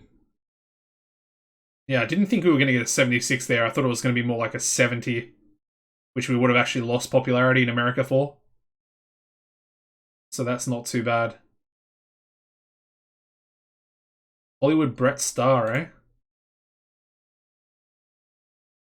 I'd definitely like to sign him. Yeah, chuck him on the shortlist. Let's have a look at Supreme TV. They got a 78, so that's not great for us. Yeah, it's really not very good for us. Interesting that, yeah, Angry Gilmore and Spencer Spade getting an 86, and then ZWB defeating Randy Unleashed, getting an 87. Interesting. I mean, Zimmy getting a 93 in-ring performance. Pretty crazy they're doing those matches on TV. Alright, let's have a look. Yeah. I don't think we actually made much money from that. Of course, we had all the new contracts coming in as well. And of course, we are now paying a decent amount of money for all those new guys. Probably a lot more than some of them might be worth. Possibly. But I think once we do the pay-per-view, the money will, you know, skyrocket up. So I don't think we're in a bad position. We're still making money for our TV shows, which, as long as we can stay consistent with that, I think we should be fine.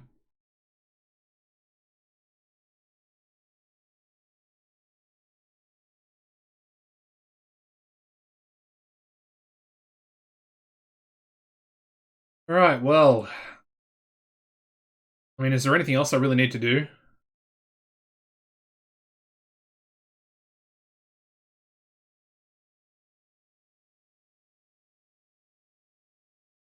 Or should we just... I think we'll just continue. Let's get some TV shows done. Of course, this is going to be on YouTube, so... If you are watching on YouTube, make sure you come over to the Twitch stream, give it a follow, and hopefully tune in for some of these in the future. They're not going to be... I mean, these streams, they're going to be pretty... I don't want to say infrequent, but whenever I have some spare time, I think I'll do a stream here and there. I do enjoy streaming, interacting with the chat. You got Alex, Mike, Leon. Of course, earlier we also had Hayden, Sam drop in as well.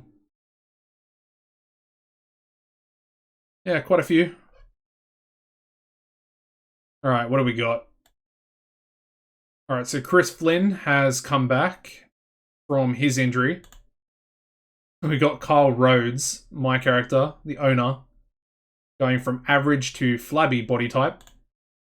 And our viewing figures, they went up a lot, obviously with the Canadian broadcasting deals, to get a 2.22, 1.6 million viewers. It's not too bad. Yeah, those finances, they're a bit scary, man. Maybe I shouldn't have added as many people as I did. I mean, some of them were expensive contracts, like Finley's. I mean, can we actually see his...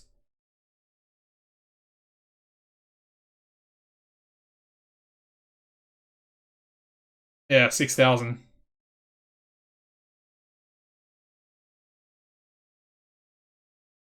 Oh. Yeah, okay. So he's essentially still with Black Canvas Grappling. Okay.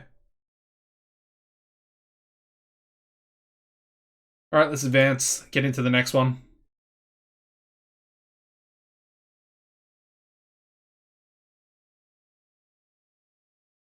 And of course, the only person missing is Eddie Peak.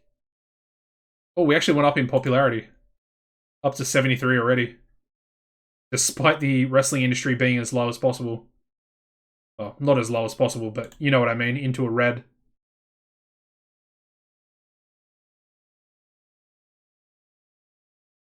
Okay, so we only need 77 popularity to go up to big size. And we're pretty close to that. I mean, do I think we'll be able to do it? Probably not for about the first maybe 6 months. What I also want to do is check out the 10,000 seater arena, which would be the Friedman building.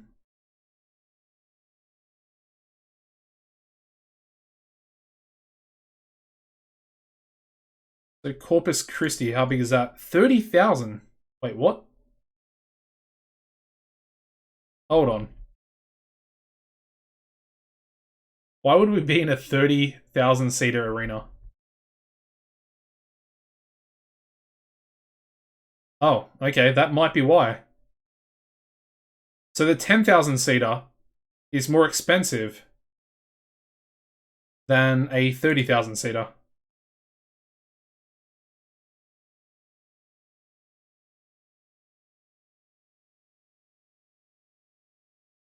I think we'll do Corpus Christi. I mean, it's estimated at 13,000.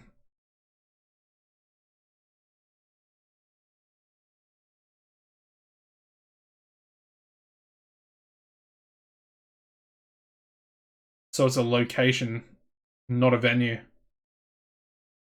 I mean, what does that exactly mean? Is it just going to be like out in a field or something? Something like that?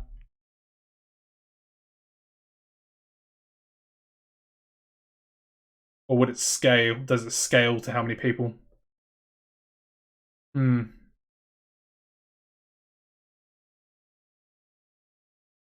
Less people in a location. Okay.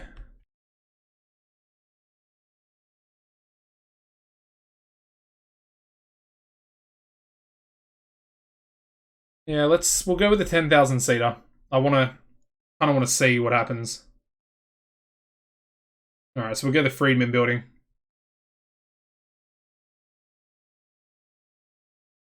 And let's start booking. All right, so I can essentially do what I wanted to do. So let's do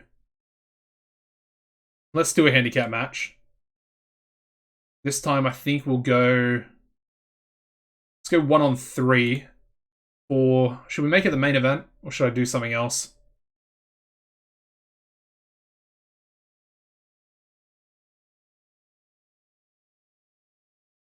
Actually, let's go like this. Let's go 2-on-3. And what we'll do is we'll have Aaron Andrews, and he can team up with. I think Sammy Back would be the best option. And they're going to take on. Yeah, we'll go. Actually, do I want to go Doc? Yeah, I think we want to go Doc, and then we'll go with the Elite. So they're all a part of the Syndicate.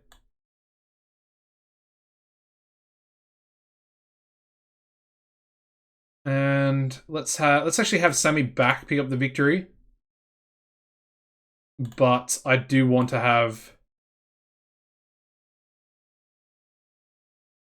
a distraction onto Aaron Andrews by Wolf. And I think we might give Wolf a match earlier in the show as well. All right, that looks like a pretty good main event. I think that should do pretty well. Should rate pretty highly. What else do we want to do? Let's give a debut to the Cobras on TV. And they can take on, preferably, yes, a recognizable team of heels, obviously. I mean, Hector Galindo is actually pushing as... Oh, no, never mind. So, yeah, let's go Jeremy Courtney and Chris Flynn, I guess. I don't really want to use Chris Flynn in this type of role, but it is what it is, I guess. Let's have Marvel pick up a bit of a surprise victory, but obviously it's a pretty important debut as well.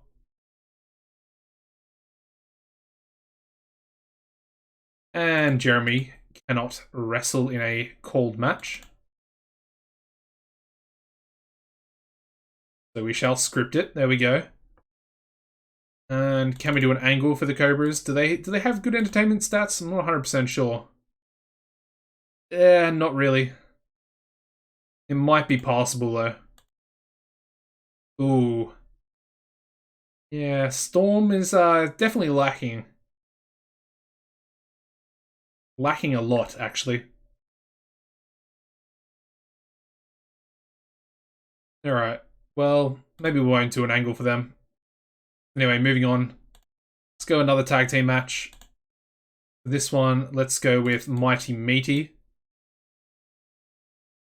Because they're going to be versing... Okay, let's do this instead. Let's go a singles match. And let's have Tanner the Mighty take on Titan. We'll give it 10. I mean, they're two big boys, and let's actually have Tanner pick up the victory in this one.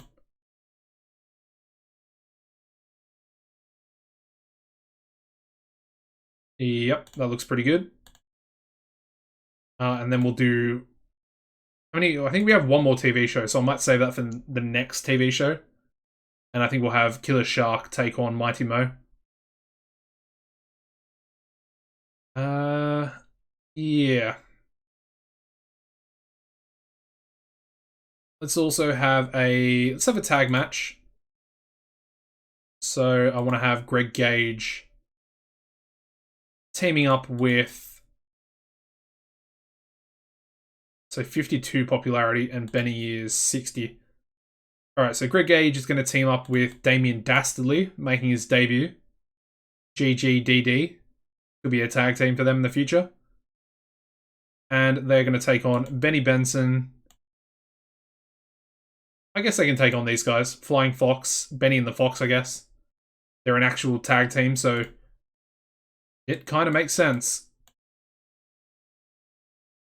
And then for this one, we'll give the victory to Benny, and the loser can obviously be Damien Dastardly, who's probably going to lose quite a bit until we can try and, build his popularity up a little bit just by having him on TV more and more.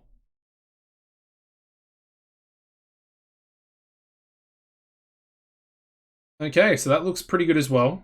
Let's do some angles now as well. So let's have Aaron Andrews and Sammy back, both on entertainment. Just sort of a coming together as a union. Sammy wants to be unscripted. Then we also want another Wolf Hawkins angle onto Aaron Andrews. We'll do that. That looks pretty good.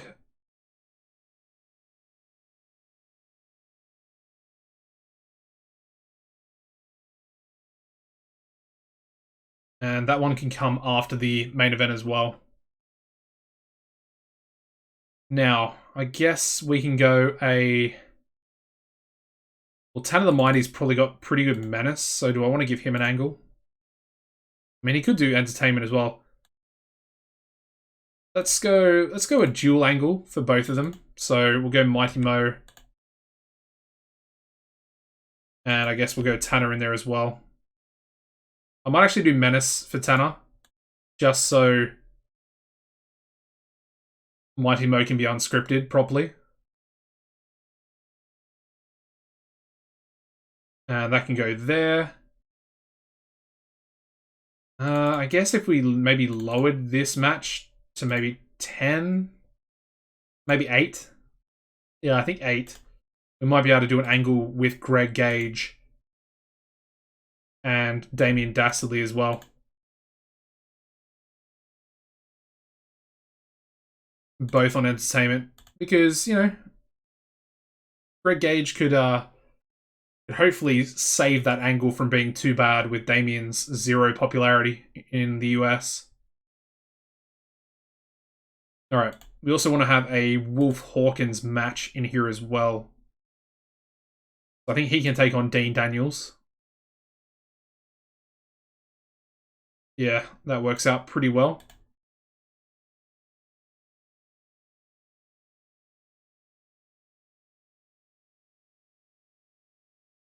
Should be fine. And then I think we'll have angle from Wolf, just talking about things. Actually, we might have a proper angle for that whole stable. Like I said, we'll probably be disbanding it relatively soon, in the first 2 or 3 months. So it's Wolf. It is... I mean, who else is in the stable? I can't even look.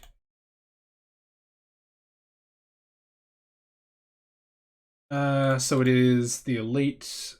So we got Nate and Eddie. Who's in the main event? Oh, Doc. Yeah, so let's go Doc.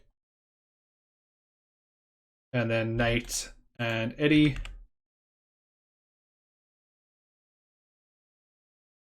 Only one that really needs to speak is Wolf Hawkins himself. And I think that can be the first angle on the show as well, followed by Wolf's match.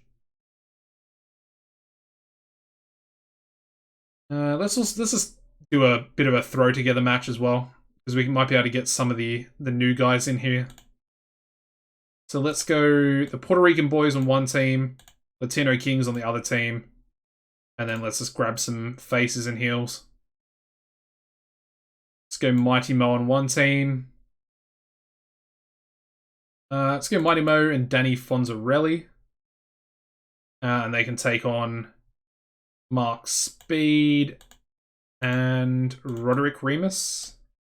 I mean, Roderick's pretty new himself. He's got a bit of popularity about him, but nothing too outstanding. Give Mighty Mo the victory. There we go. I mean, it's just going to get... we need to script it as well. We might make that the Wild Brawl as well. Just kind of fits being, you know, a bit all over the place. That one can go there. Alright, what else do we need to do? T-Bone and Joshua Taylor. Alright, so let's give T-Bone a match. And he's actually going to lose. So let's do T-Bone versus J-Cord. Yeah, I like that match.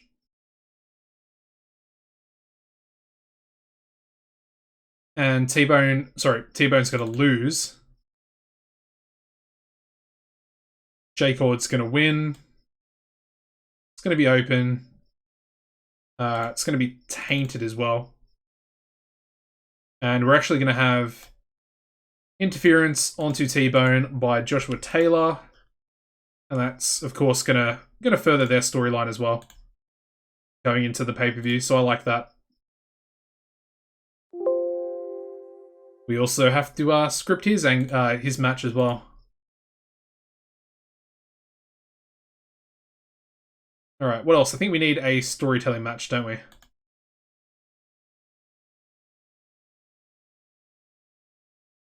Yeah. Alright, we're actually at our allotted time, 125 minutes. So let's make that one the storytelling match. Because, I mean, it can be... I mean, a bit of a story can be told about it. Let's also do a cheeky pre-show tag match. To have Finley team up with Joshua Taylor, I guess.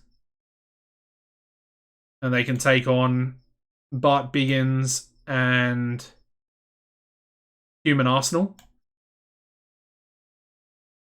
It's a pretty good match. On paper, I guess. I guess we'll give Joshua Taylor the victory.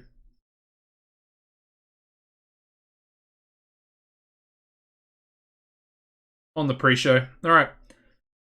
That one looks pretty good as well, so let's start that show. 64 for the pre-show match. 7,500 people in the Friedman building, which will hopefully actually make us some money, considering we only got, what, like 6,500 last time. And yeah, I mean, it's good for Finley to get a victory, so hopefully that'll help him out a little bit. Okay, so we start the show off with a 91 rated angle from Wolf Hawkins, joined by the rest of his unimpressive stable. Let's just say that. They're pretty unimpressive. But a 91, that's decent. His sort of tune-up match, getting a 72, where he defeats Dean Daniels. Yeah, joined by his cronies, you're exactly right. They're not even good cronies. Joined by his jobbers. I mean, Doc, I have to respect Doc. You know, being Scout. But he's not Scout anymore, so I don't know. That frustrates me. I've got to put them back together. I know they're super old now, but it's just not right. It just doesn't feel right. Anyway, 72 is pretty good. That's even better. 73, where we have J Cord defeating T-Bone Bright following the interference from Taylor. That should be a good little match between those two at the pay-per-view. I'm kind of looking forward to it. We then go into a 59 for this randomly thrown together 8-man tag match. Island Boy Apollo getting a 43. Not too bad. I kind of want to do a match between Island Boy Apollo and Rudy Velasquez, because they're the two standouts from their respective tag teams. So, could be a decent match. I mean, this one, it's not horrible, because I thought it might possibly be horrible, but a 46 is... It's not great. I mean, Greg himself wasn't really doing that well with his angles anyway. But yeah, Damien benefiting from having a hot catchphrase, so that's okay. That'll definitely help him. I mean, we'll check his popularity after this first show. I'm assuming it'll be a lot higher. Yeah, it's going to be a lot higher. A 70 rated tag match on debut for Damien Dastardly. And he got a 39 with 0 popularity. That's good.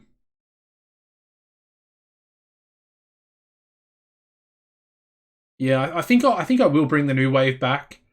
I think I might bring them back as like the final match, possibly for the Behemoths before they split up and we push Killer Shark.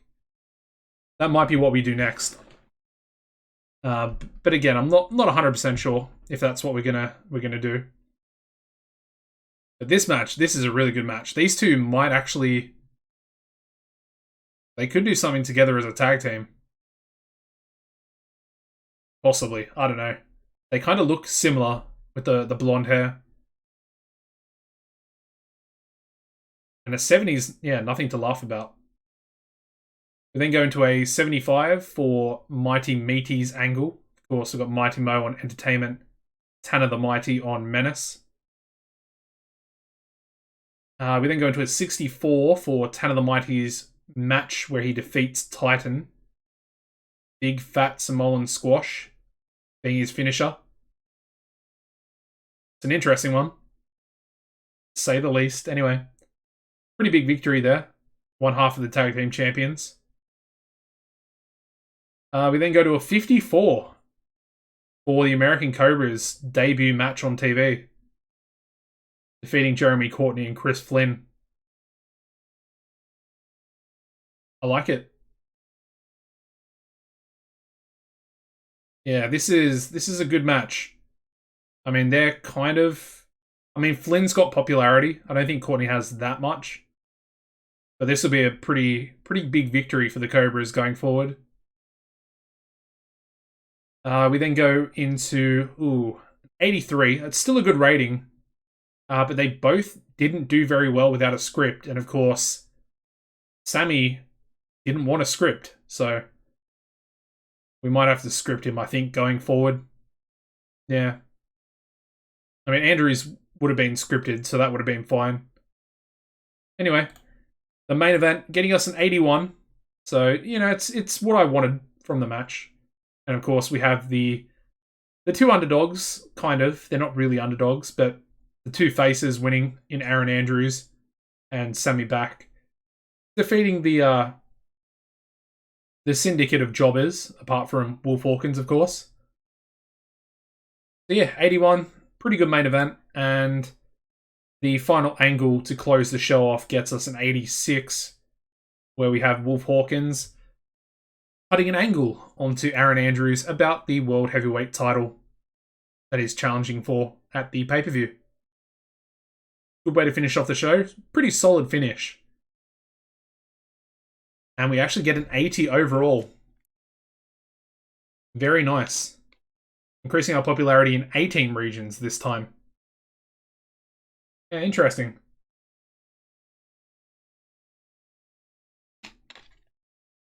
Yeah. I mean, I guess we didn't increase in one region last time, so that's a little bit strange, but yeah, it doesn't really matter too much. Yeah, I'm happy with that. Very happy with that. That was a solid show. We get a 2.31 TV rating, so that's definitely up from last week. Over 1.7 million. Nice. Yeah, so there we go. The finances look a lot better after that show. I think we need to be running in the Friedman building, the 10,000 seater. It also might be worth us checking out maybe the tri-state area. Let's have a look for this next show. But I mean, I guess the Mid-South would probably be our best option because I think it's our home region, if I'm not mistaken. So yeah. I think we might actually have a little bit of an advantage running our shows from the Mid-South. Like a 10% higher attendance for each show. I also want to check the popularity of Damien Dastardly.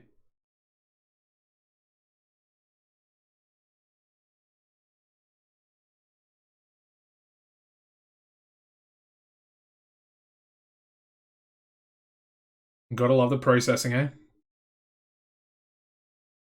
Man, we've been live for nearly 2 hours and 20 minutes. That's that didn't feel like 2 hours and 20 minutes. I mean, that's pretty cool. Time flies, you know, when you're having fun.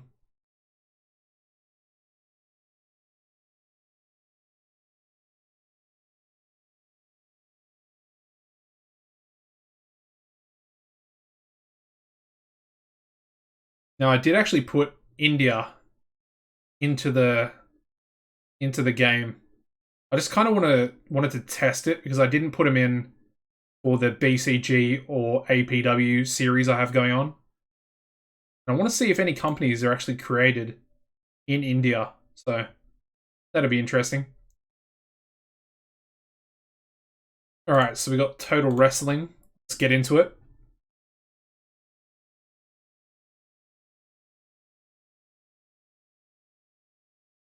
Oh, okay, our first show was an 81. I didn't realize, but yeah. Backstage, we've got Roderick Remus being cheerful. That's good. And then I think we have, yeah, Wrestlers Court there. And small positive impact on Benny Benson as well. Perfect. And we're actually up to 74 popularity in some of these regions. That seems like it's going up so quickly.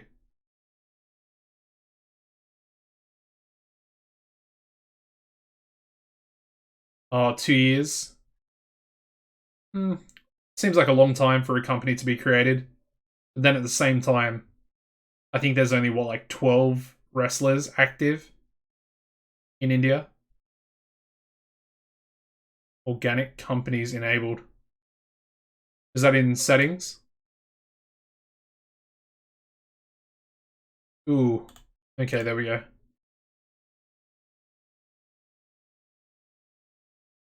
Alright. Thank you for that, Mike. Appreciate it.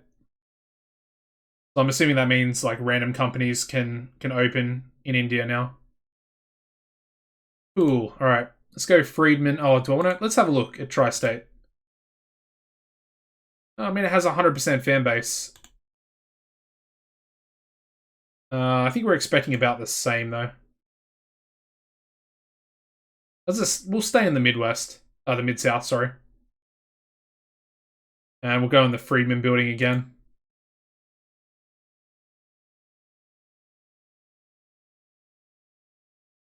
A mod with Indian workers. I mean, that'd be pretty cool. Definitely be pretty cool.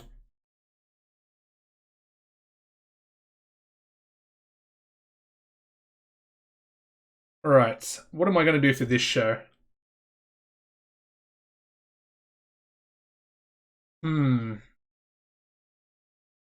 Well, we already know one match.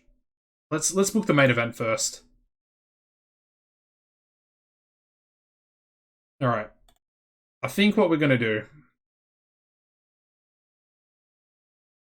I'm a little bit worried about this one because I don't want to give Aaron Andrews a loss, even if it is in a tag team match. All right, nice. So India could get a company. That's perfect. It's kind of what I wanted to see. So yeah, thanks for the tip. All right, so what I'm thinking in my head is that we do Aaron Andrews and T-Bone Bright in a tag match against Wolf Hawkins and Joshua Taylor, with Taylor, or actually with Wolf picking up the victory onto T-Bone. But in doing so, that's going to potentially lose Andrew's popularity. Potentially. And I think at the moment he is actually our most over worker.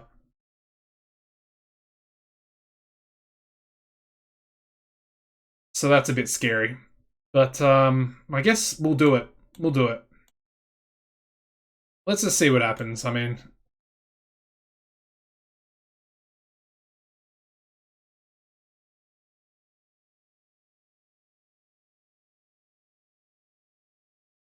the Indian economy. I mean, I could check in this save, and we'll see what it is once I finish booking this show.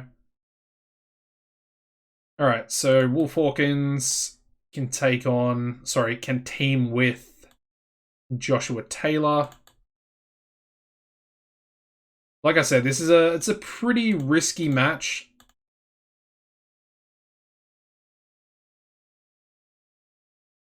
Yeah, it's I feel like it's really risky. I mean, I could keep Aaron Andrews strong at the same time, but I mean, that's gonna penalize the match itself. Tainted? We could make it tainted. Yeah, let's make it tainted. Let's do that. Hopefully it's not gonna... Yeah, some risk with bigger odds. I just don't want to ruin Aaron Andrews before the first title defense. No, we can't even call the match because of T-Bone as well. Ooh, it's a little bit scary scripting this match. I mean, it should still should do really well, even still.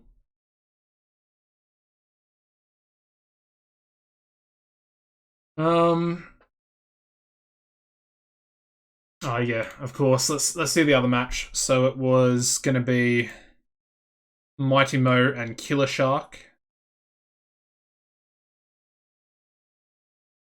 And for this one, this is stamina. 45? Oh, we've got to work on that so bad. So bad. I think he can go for 10 minutes, but that's not good. That's really not good.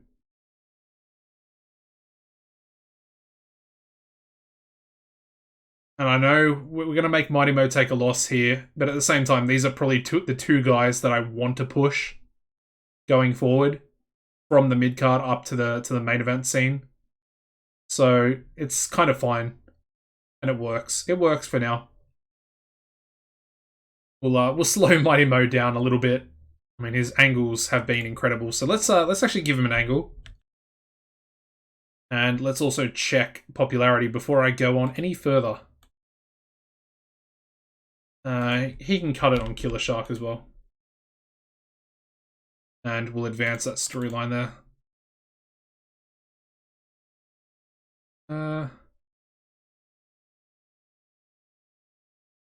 Wrong storyline.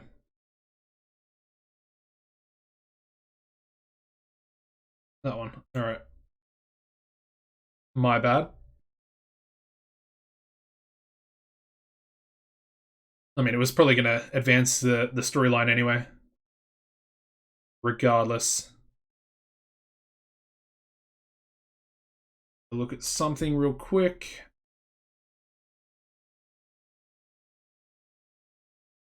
A...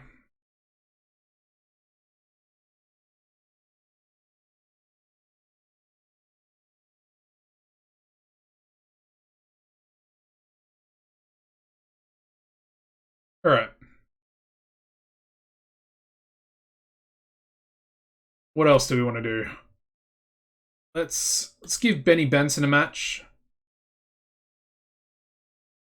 Benny, I think, can take on Jeremy Courtney.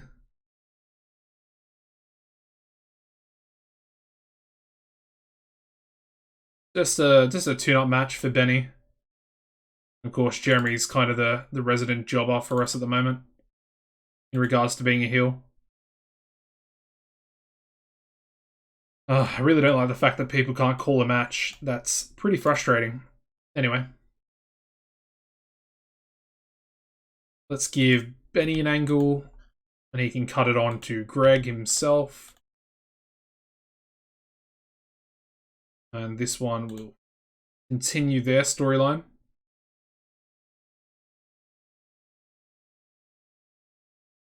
Okay, that's fine. We also need some angles for our main eventers. So let's go with Wolf and Joshua Taylor. We'll script both of them. No storyline for them. And let's chuck that back down there before the match. And then I guess finally let's have Aaron Andrews cut one more angle onto Wolf. And that can kind of, I guess, finish us going into the pay-per-view. I mean, there would be lots of back and forth between these guys anyway. Alright. Moving on, let's have one of our new tag teams take someone on. Let's go with the Latino Kings, and they can take on Divine Fortune. And we'll give it 12. We'll give it 12. Give it a decent amount of time. Let's have Chance pick up the victory. But let's have a...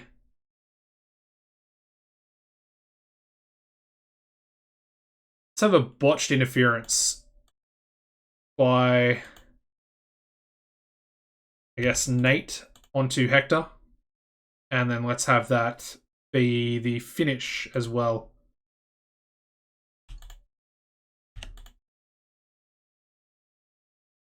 Okay.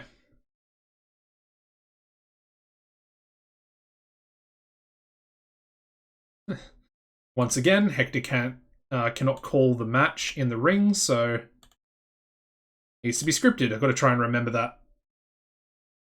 Alrighty. So I guess I kind of want to do an angle as well. Either for Divine Fortune or for the Elite.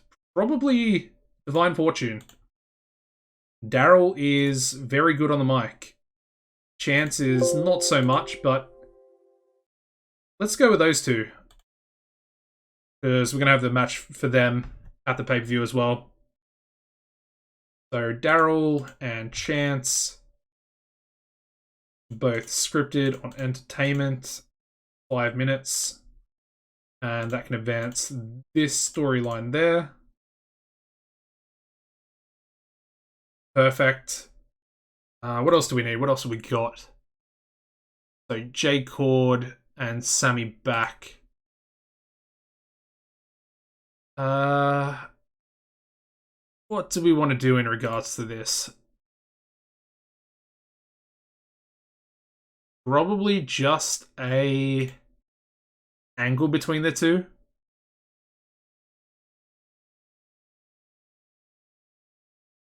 We might do, let's do another attack angle. Where they're going to be brawling. Probably after a match, maybe.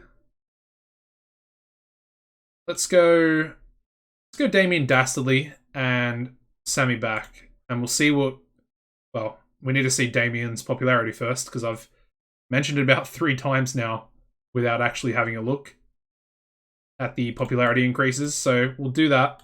But let's book the match first. We'll give it 10. Obviously, Sammy's going to win, but there is going to be the attack after the match. Alright, there we go. let's have a look. All right, so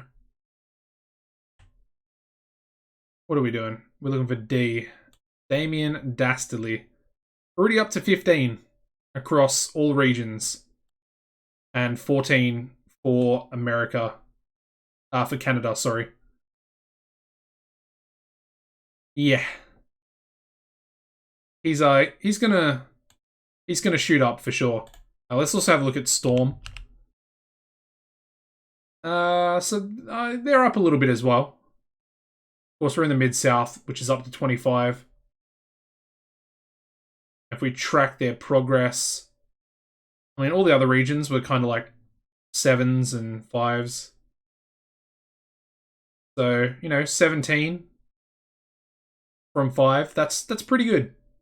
That's pretty good. And they only had one match actually on TV. And Marvel, yeah, Marvel's about exactly the same, actually. I think he's exactly the same. Who else do we have? We've got Finley O'Faraday. Let's have a quick look at his progress. So, yeah, I mean, he's about the same as them. As you'd expect, they're essentially only jobbers at the moment as well, so that's fine. And of course, Finley O'Faraday has a bit of a history with Mid-Atlantic Wrestling, so that'd be pretty cool to have him maybe be involved with maybe a Mid-Atlantic stable coming up from developmental. That could be a good option for us, actually. I didn't really think about that as a possibility.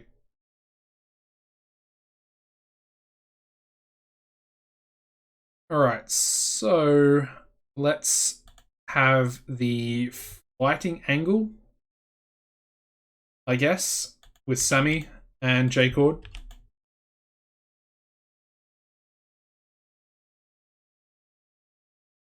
Yeah, I mean, we'll see what happens with this.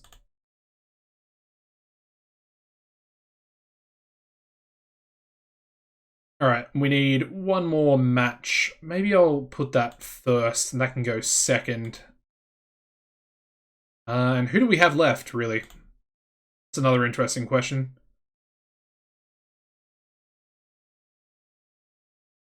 We could maybe team... Alright, let's do this. So let's have one-man army. And he can team up with... Dazzling Dave? Yeah, we'll go Dazzling Dave. Let's go Ed Stone instead. Ed Stone's probably got more upside to him. Probably use him a bit more than I use an old guy like Dave Diamond. And they can take on Maverick and Finley. Yeah, we'll do this just for 10 minutes, and we'll have one-man army pick up the victory.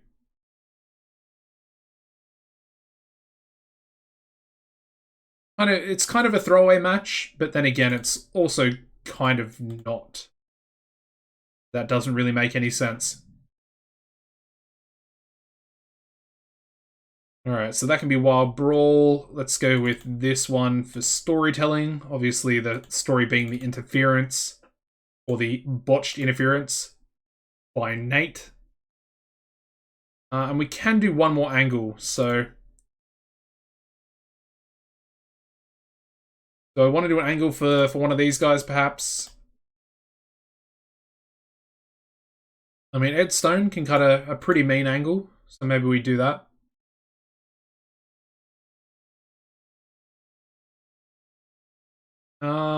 What about Maverick? Yeah, not really. Kind of just a bit of an all-rounder. I mean, Finley can cut an angle. Can cut a menace angle as well.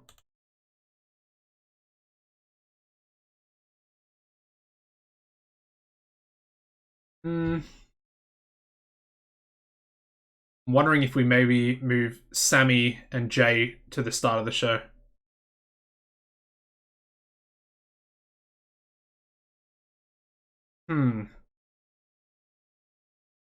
I mean, that should be fine. Let's do an angle.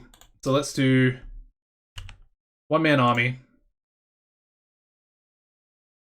And he's going to cut an angle onto Finley.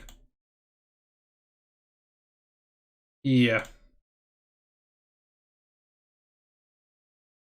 Yeah, I guess. Let's have them both on entertainment. Let's add another storyline as well. So let's have the one-man army versus Finley / Maverick.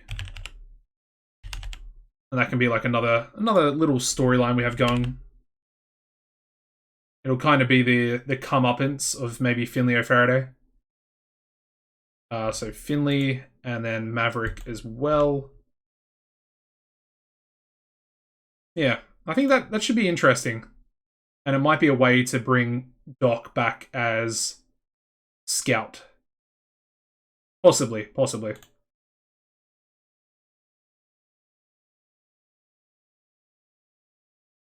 Yeah, let's do that.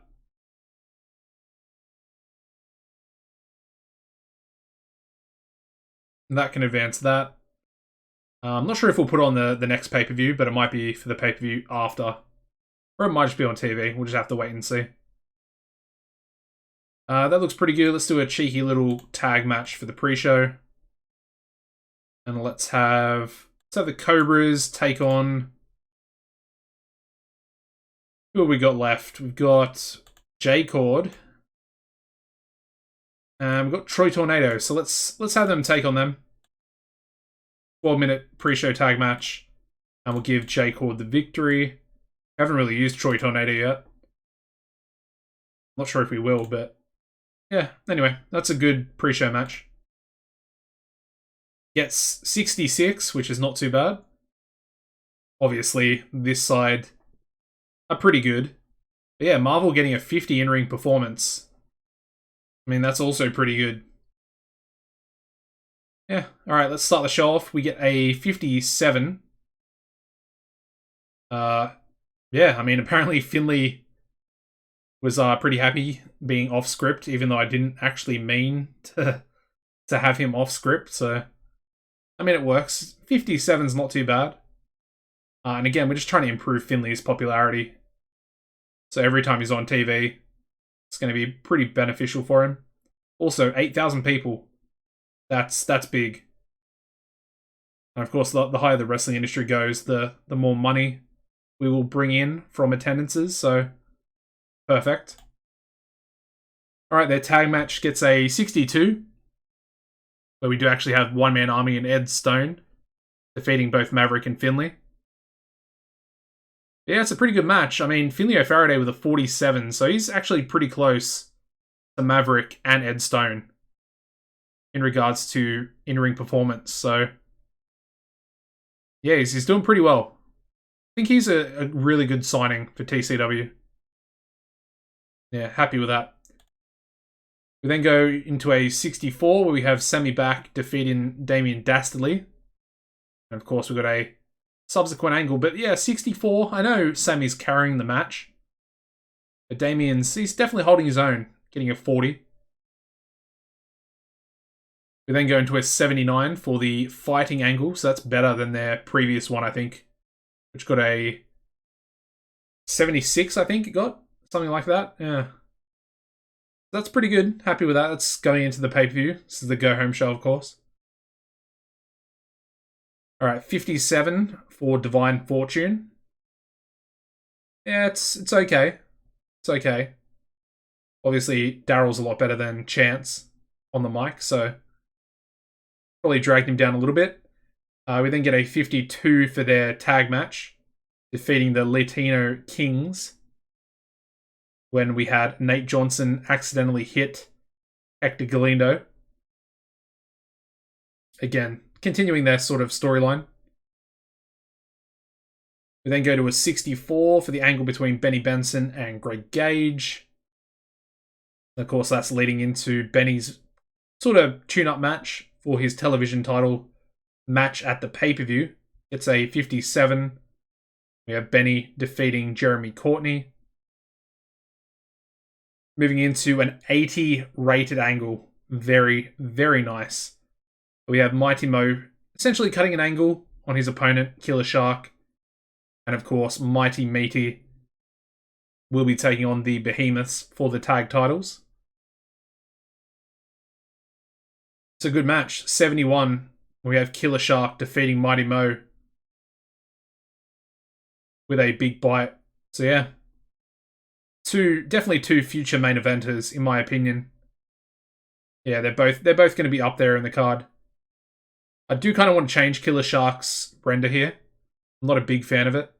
I do have I think I'll use the render that I used for TCW 2016, which I think will be, a lot nicer. It's a lot better looking. It looks more like Titan's render as well. But a 71, Mighty Mo with a 68. That's good stuff.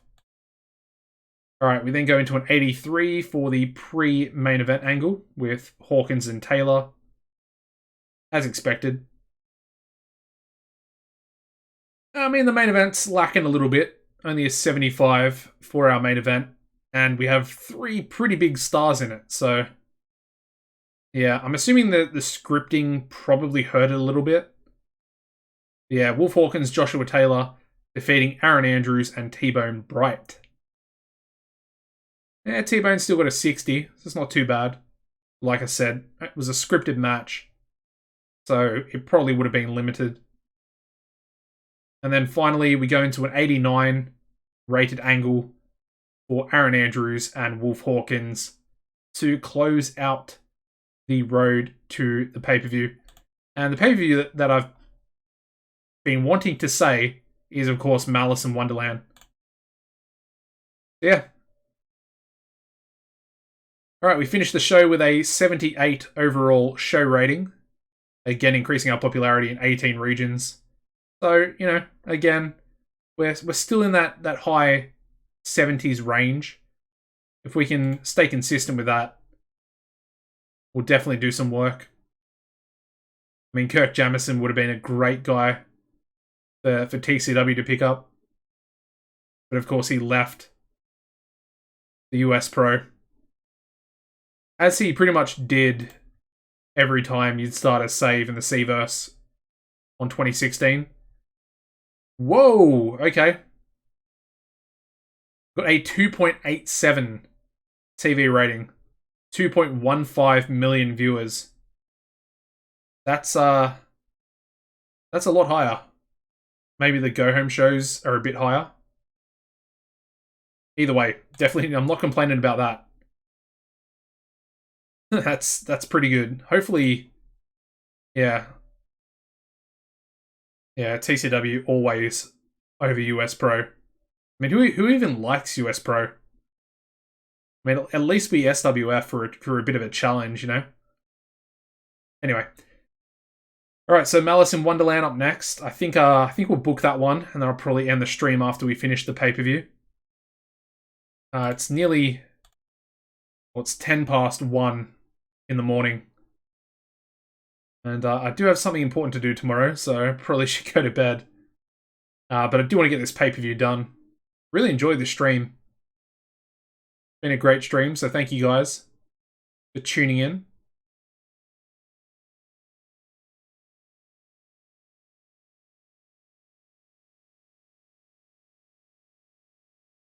Yeah, so Alex, everyone that plays the C-verse, the thing with US Pro is they have more or less bought their way to the top, if that makes sense.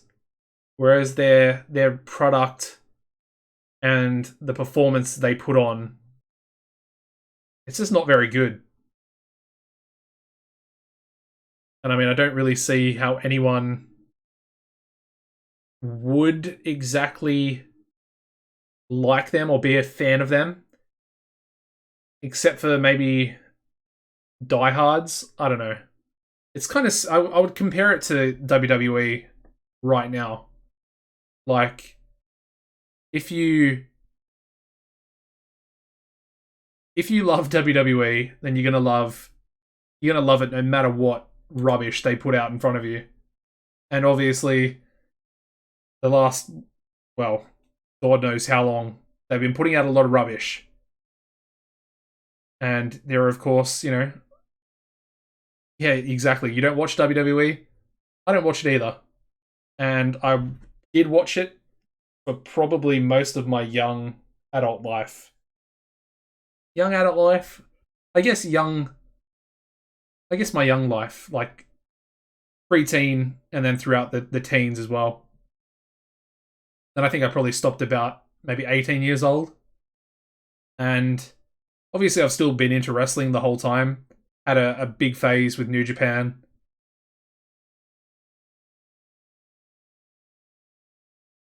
Oh yeah, SWF taking Jack Bruce. I mean, losing Jack Bruce and losing Tommy Cornell, two of the biggest losses for a company you could imagine. No, I still watch wrestling. I watch AEW now, but I've kind of stopped watching New Japan. I was like, I'm a pretty big fan of Kenny Omega, so when he kind of left New Japan, they replaced him with Jay White. I know Jay White's done a lot of good stuff, but I don't know. They're kind of trying to make him a new Kenny Omega, and his character in a way is pretty cool, but the whole thing with Gato, I don't know. It just, I don't know. They kind of pushed him too fast. Yeah, I kind of miss, like, with New Japan, like, what I mean is I used to watch every tour show, which watch everything, more or less, except for maybe the Young Lions matches, but I don't really want to talk about that. But yeah, just, yeah, I don't know. Just a few different things that they did, and like the fact that they're not willing at the moment to do any type of partnership with AEW is just, I don't know, kind of seems a bit silly. I mean, they're not going to take over in America unless they align themselves with AEW. Like, there's no way. Like, they're not going to be able to tap into the mainstream market, which I think AEW will eventually do. I mean, they're not really kind of doing it at the moment, but the potential is there, and you can see that they're trying to, or they will be trying to do that in the future. All right, so we're expecting 41,000 fans for Malice in Wonderland, which is a lot. Yeah, the thing with AEW right now is, I mean, there's been so many moments already just with debuts that would have become more viral had they. The pay-per-view? Yeah, the pay-per-view's this weekend. Double or Nothing. Yeah, should be pretty good. Should be a good pay-per-view. Even without, real fans, let's say that.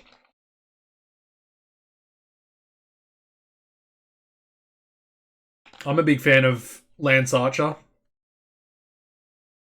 I hope he actually beats Cody. Although I feel like Cody needs to win for his own credibility. Yeah, that's a tough one. I mean, you don't really want Lance to lose. Yeah, I don't know.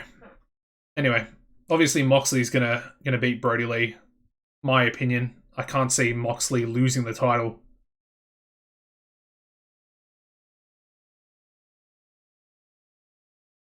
Yeah, cardboard fans.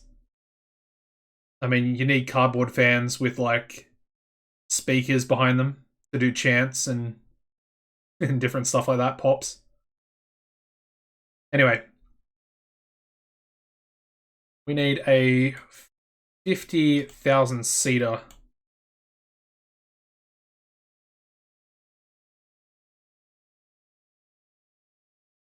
Yes, we'll try 40.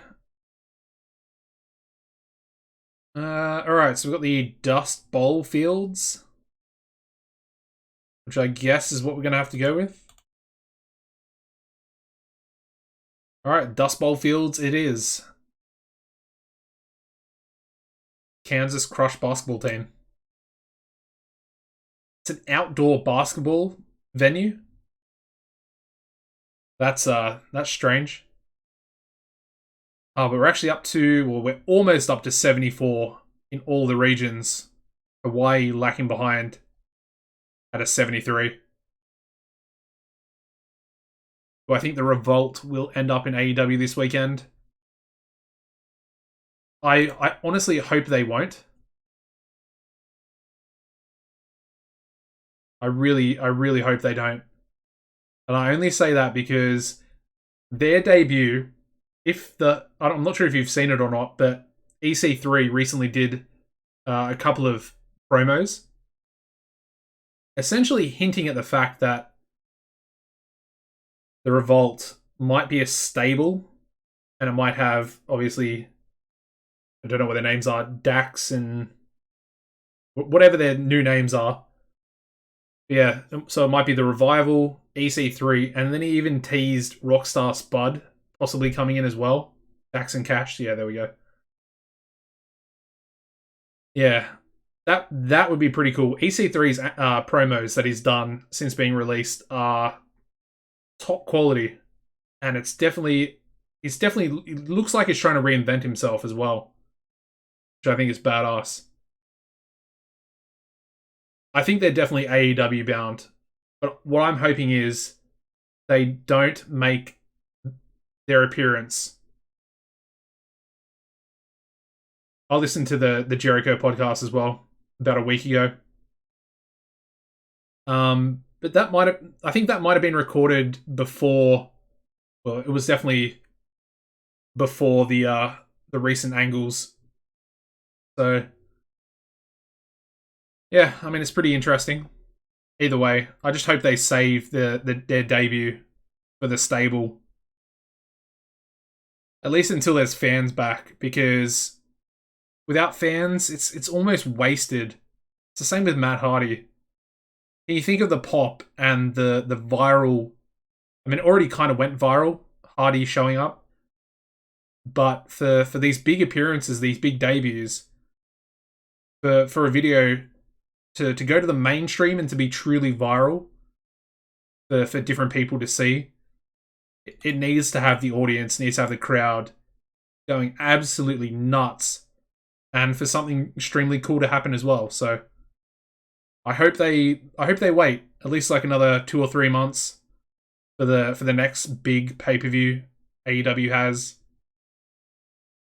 And yeah, either that or they save it for TV on TNT. Anyway, let's get back to booking. Enough about AEW. We're booking TCW. Aaron Andrews, Wolf Hawkins. Let's go 25 minutes for the World Heavyweight title. And Aaron Andrews, pretty much at this point, has to go over. His popularity doesn't look like it was actually hurt, so that's pretty cool. Nice. Alright, up next, we'll go tag titles.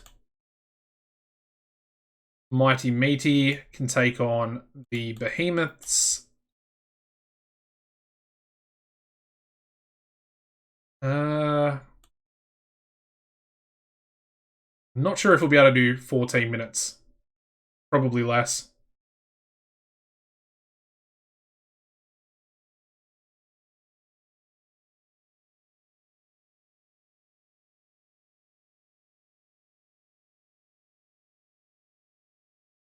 Yeah, I mean, the Revolt, like Dax and Cash, they're definitely going to AEW in some capacity. They would be, I don't want to say stupid, but that's where they'll make the money. Like, what are the alternatives? They go, I mean, the only other alternative would be New Japan.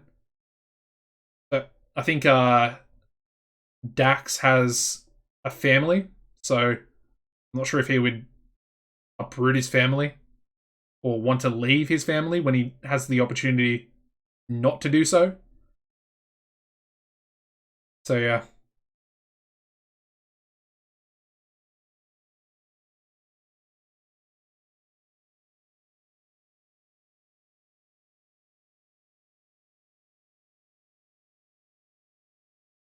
Okay, there's the tag titles. What else do we need to do?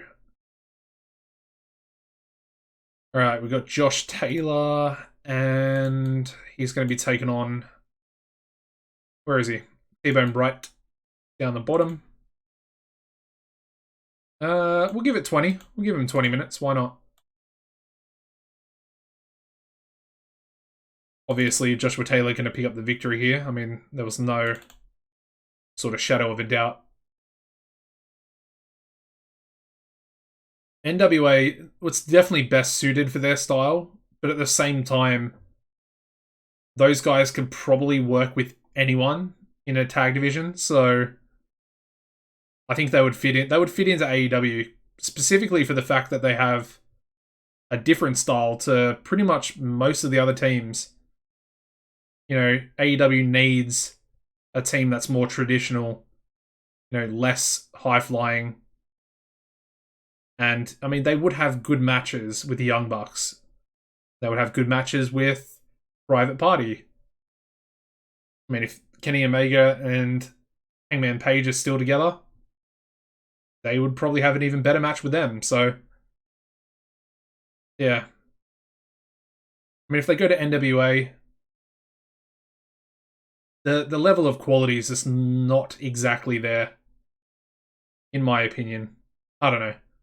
I just think that those guys could easily get anyone over.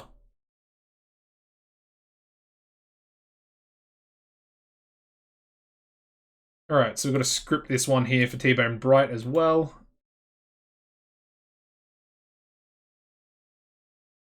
Yeah, and I think we'll chuck it there. Alright, so next we need Greg and Benny. Go 20 minutes for this one as well. Television title on the line. And Greg is going to retain yet again.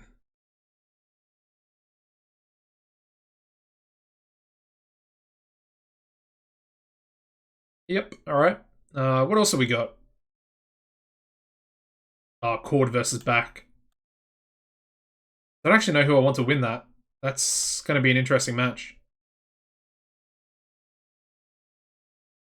So 71 popularity and 75 for Sammy.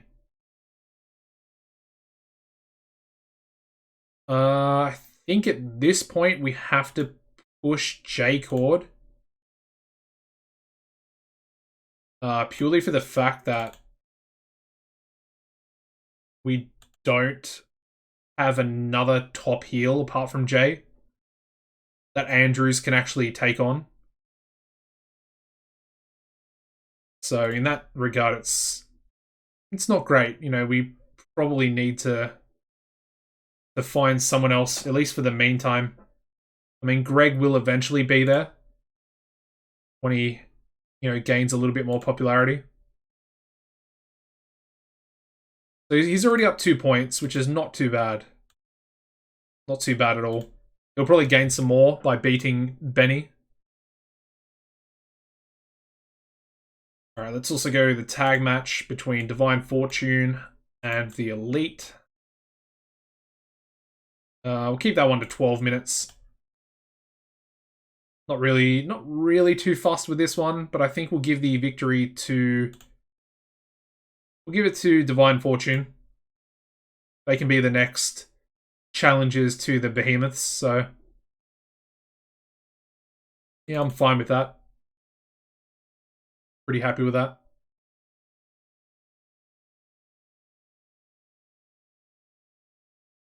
What else have we got? I guess... Well, we still got a lot more time, so we could chuck in a match for this storyline as well. Maybe have One Man Army take on Maverick. Yeah, why not? One-man army, Maverick, and then we'll do a little interference. What's his popularity? 65, okay.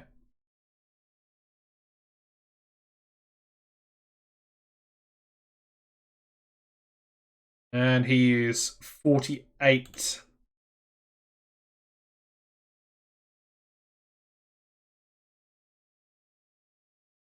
Kind of want Maverick to win. But I'm kind of worried about doing it. Again, we'll go Tainted. And let's go for an interference onto one-man army by Finley. I think we'll leave it at that. We'll also make that the Wild Brawl match.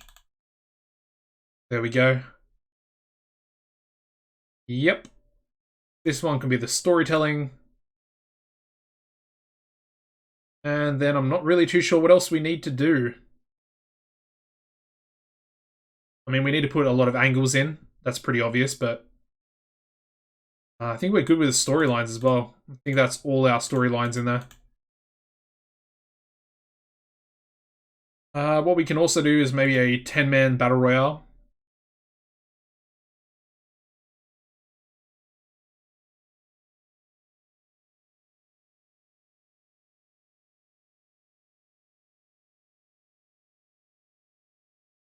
Excuse me. Yeah. 10 or 15? Let's go 10. Actually, we'll go 15. Let's go 15. And we'll just chuck pretty much everyone in. Alright, so Bart, Chris, yeah, Damien can go in there. Danny, Dave Diamond, Doc Hammond, Stone. Ooh, we need a match for Eddie Peak. Ooh. Interesting.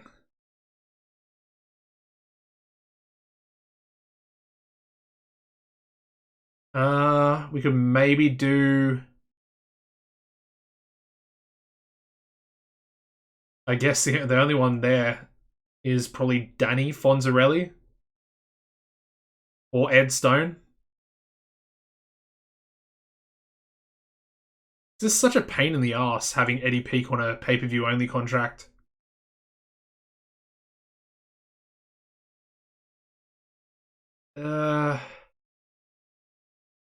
Let's do Ed Stone. So we'll chuck in Elliot, we'll chuck in Finley, we'll chuck in Flying Jimmy Fox, Freddie Huggins, Island Boy can go in there as well, Mark Speed, chuck in Marvel, chuck in Matt Hocking, and yeah, Roderick Remus in there as well.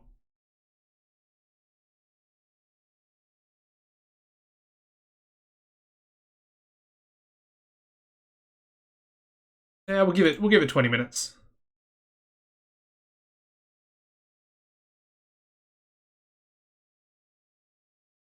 I'm not really too fussed about who wins. I mean, I guess the winner can have a television title shot on the next TV show.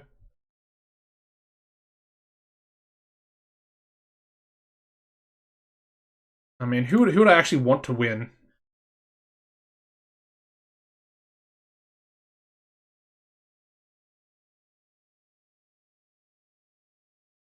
I mean, maybe Danny Fonzarelli.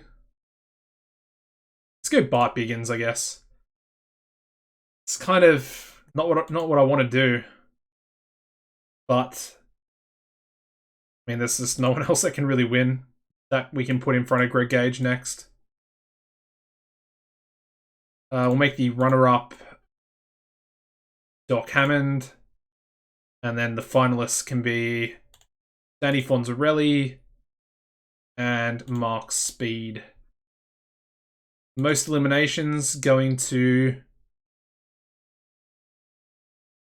Finley O'Faraday. Yeah, why not? There we go. So too much refereeing to do. Do we have a second referee? We do. There we go. Perfect. All right, let's do our angles. All right.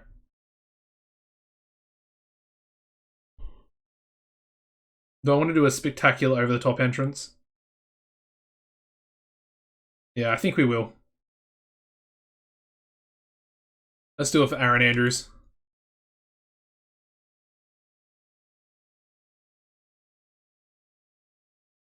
That one can go before his match. Let's do an angle for Joshua Taylor onto T-Bone.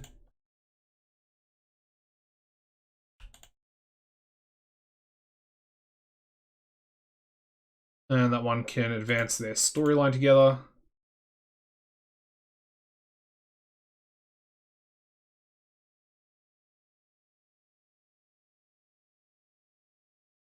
Yep. We'll then have a... We'll go with a Behemoths angle. So Killer Shark and Titan. Both on Menace anyway, so they don't need to be scripted.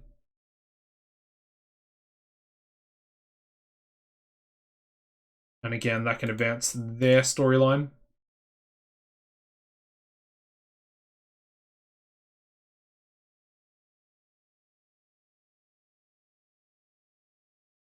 Alright, so put that before their tag team titles match.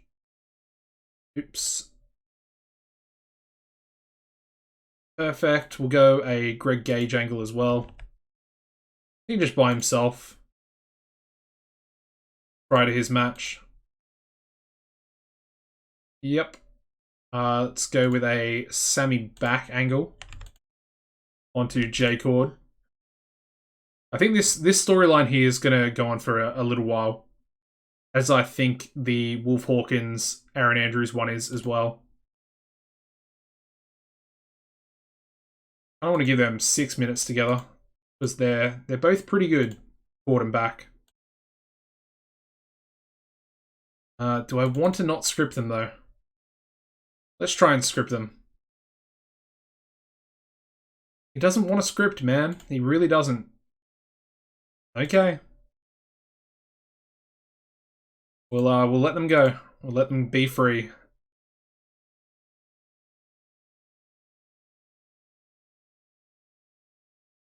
Alright, I think I also want to do a one-man army. He can have an angle by himself. Really just want to change his name back to Guide and Doc Hammond back to Scout. Or at least just Guide back to Guide. Really just, I don't like it, man. It doesn't feel right. So that's pretty good there.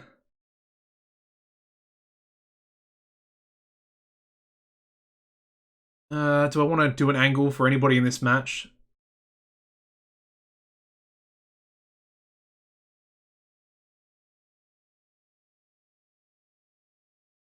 Let's do an angle between two random people. So let's just go with Doc Hammond, and Danny Fonzarelli.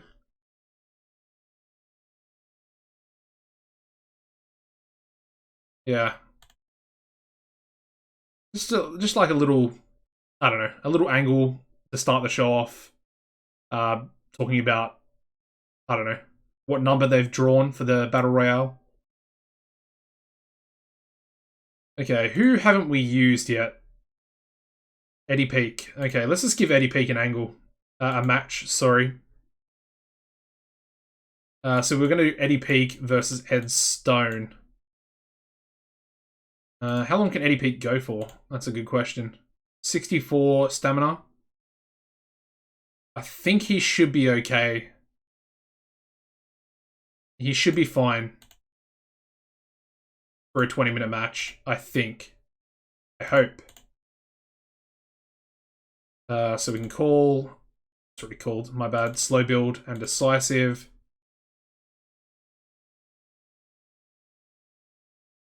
It's probably a referee penalty. And Dean Daniels. Robert Oxford, there we go. No? Still something wrong?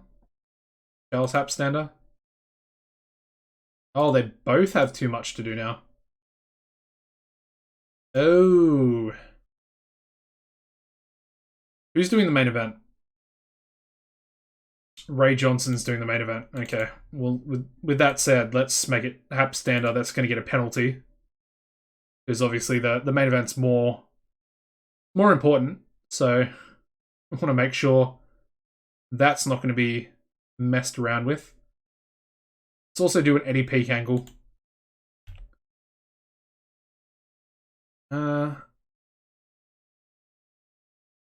Is there any type of... I mean, I'm sure there is.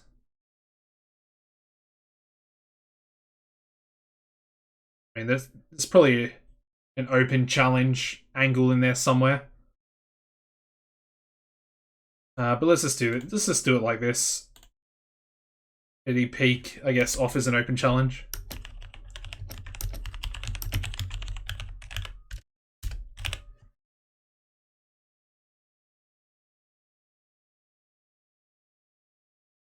Yeah, I mean, there we go. That's the whole show, 222 minutes. I think it looks pretty good. It definitely looks pretty good. How many people are you not using? All right. Let's do a pre-show match, just a tag match. And let's have... no. Let's have... Oh. Okay. Okay. Let's do this. Let's do a trios. Let's have the Latino Kings teaming up with Troy Tornado to take on Storm Spillane, Kid San Juan, and Human Arsenal on the pre-show. Give it 13 minutes and we'll give the victory to Troy Tornado. And the loser can be Kid San Juan. There we go.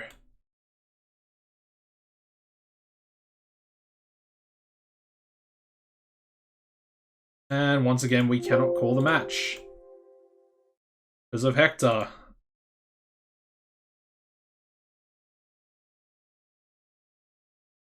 Alright, that looks pretty good for a pay-per-view. I think it's obviously just booked from the beginning of the game. Well, apart from a couple of storylines, but yeah, I don't know. I think it looks pretty good. Let's run it. And then, of course, we'll end the stream just after the pay-per-view. We'll have a look at a few things. We start off Malice in Wonderland. As you can see, just shy of 41,000 people. So that's going to be some money. It's going to be a lot of money. We start off with a 55 for Troy Tornado and the Latino Kings defeating Storm, Kid San Juan, and Human Arsenal on the pre-show. You take a sip of water. My throat not doing too well. Alright. Alright, so we kick the show off with an 80 for Eddie Peak's Open Challenge. Of course, Mr. Pay-Per-View himself, only appearing at the big events when he wants to. 80's pretty good. I'm not sure what his popularity is, but I'm assuming it would be pretty good. It would have to be. His match gets a 69, where he defeats Ed Stone with a Peak of Perfection, but only got a 60 in-ring performance, which is not the Eddie Peak that I know and love. So that's not great. Moving into a 59 for Doc Hammond and Daryl Devine. Did I do Daryl Devine? I wasn't supposed to do Daryl Devine. Anyway, doesn't matter. 59's still pretty good, but Daryl's not actually involved in this Battle Royale. The Battle Royale itself gets a 63 for our 15 men, and we have Bart Biggins winning the Battle Royale, with the final four being Doc Hammond, Danny Fonzarelli, and Mark Speed, with Doc being the final elimination. And of course, Finley O'Faraday coming up with the most eliminations over the course of the match. It's not a bad match. And that'll be a title match there for Bart Biggins on the next Total Wrestling. Alright, we then go into a 69 for One Man Army guide, in other words. His angle, and of course he's taking on Maverick. That match doesn't do too well. They don't seem to click, so it made for an awkward bout. Only getting a 62 with Maverick defeating One Man Army following the interference from Finley O'Faraday. Yeah, it's not too bad. And again, they have negative chemistry, so yeah, it's okay. We then go straight into another 62 where we have Divine Fortune defeating the Elite. Yeah, essentially becoming #1 contenders for the tag team titles as well for the next pay-per-view. Yeah, 62 is about average. Only a 12-minute match as well, so it can't get that world-class match possibly. Wow. Okay, a 94 rated angle for Sammy Back and Jay Cord. And yeah, Jay Cord was superb working without a script. Fair play to him. 94. That's hopefully going to help both their popularities. The match, though. Oh my god, what happened to the match?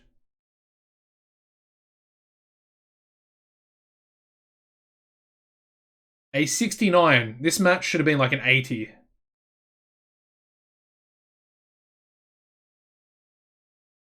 Okay. Yeah, Jason Azaria and Kyle Rhodes clash horribly when announcing together. Oh, man. Let's just move on. Anyway, we have Jay Cord defeating Sammy Back in what should have been a much better match. I think we'll definitely do this one again, and we definitely need to find a new announced team. And I think we'll make Kyle Rhodes either an authority figure or just a personality. Maybe just like an interviewer backstage or something. Anything but a color commentator. Anyway, moving on to a 62 for Greg Gage. Of course, going into his television title match, which does better than the last match, getting a 74, which is kind of what I expected. And we have Greg Gage defeating Benny Benson with a proton lock, making defense number 11 of his television title. Yeah, good match. 71 in-ring performance there from Greg as well. I'm assuming that's going to hopefully help his popularity quite a bit. That'd be decent. We then go into a 69 menace angle for the Behemoths, going into their tag team title defense. That match also does pretty well, getting a 73, despite only being a 14-minute match. And we do have the Behemoths, defeating Mighty Meaty, which is a mouthful. Yeah, Killer Shark pinning Mighty Mo once again. And the Behemoths making defense number 6 of the World Tag Team titles. It's a good match. Yeah, definitely a good match. Alright, so we then go into a 69 for Joshua Taylor, cutting an angle onto T-Bone Bright. Of course, they've had a little bit of a rivalry going on recently, since we started the series here. That's not a bad match either. A 70 for this one, where we have Joshua Taylor defeating T-Bone Bright in 20 minutes. Yeah, that's not too bad. T-Bone Bright, relatively low popularity, pretty bad psychology. So yeah, that's okay. I'm happy with the 70. Yeah, definitely happy with that. Okay, that was... Yeah, that was interesting. That was kind of like a bit of a test to see if it would work. and it hasn't. Kind of. So it got a 70, which is okay. Obviously, by Andrew's standards, not so good. But he did fantastic. The announcing was very weak. And there was a lack of anything interesting happening in the angle. Which maybe we won't do spectacular over the tops.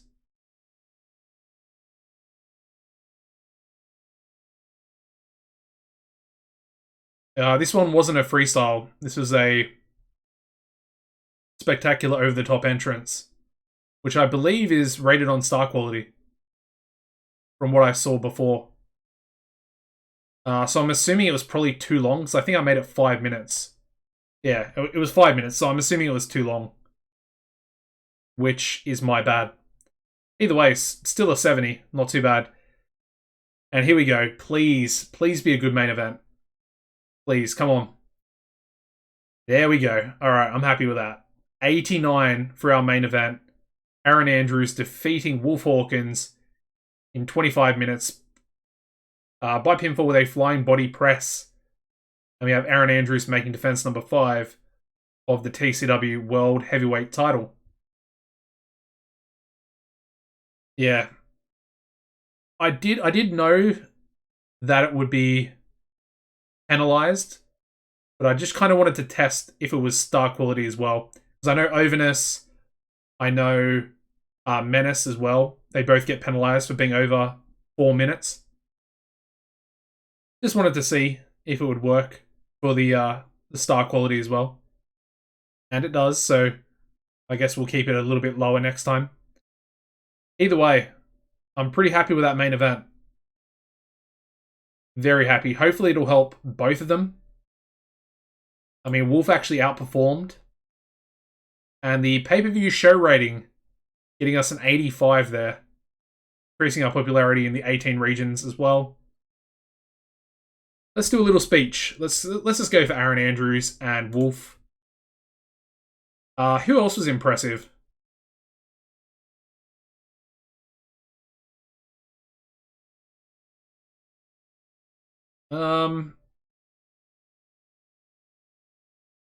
I kind of want to do... Yeah, let's go J Cord as well.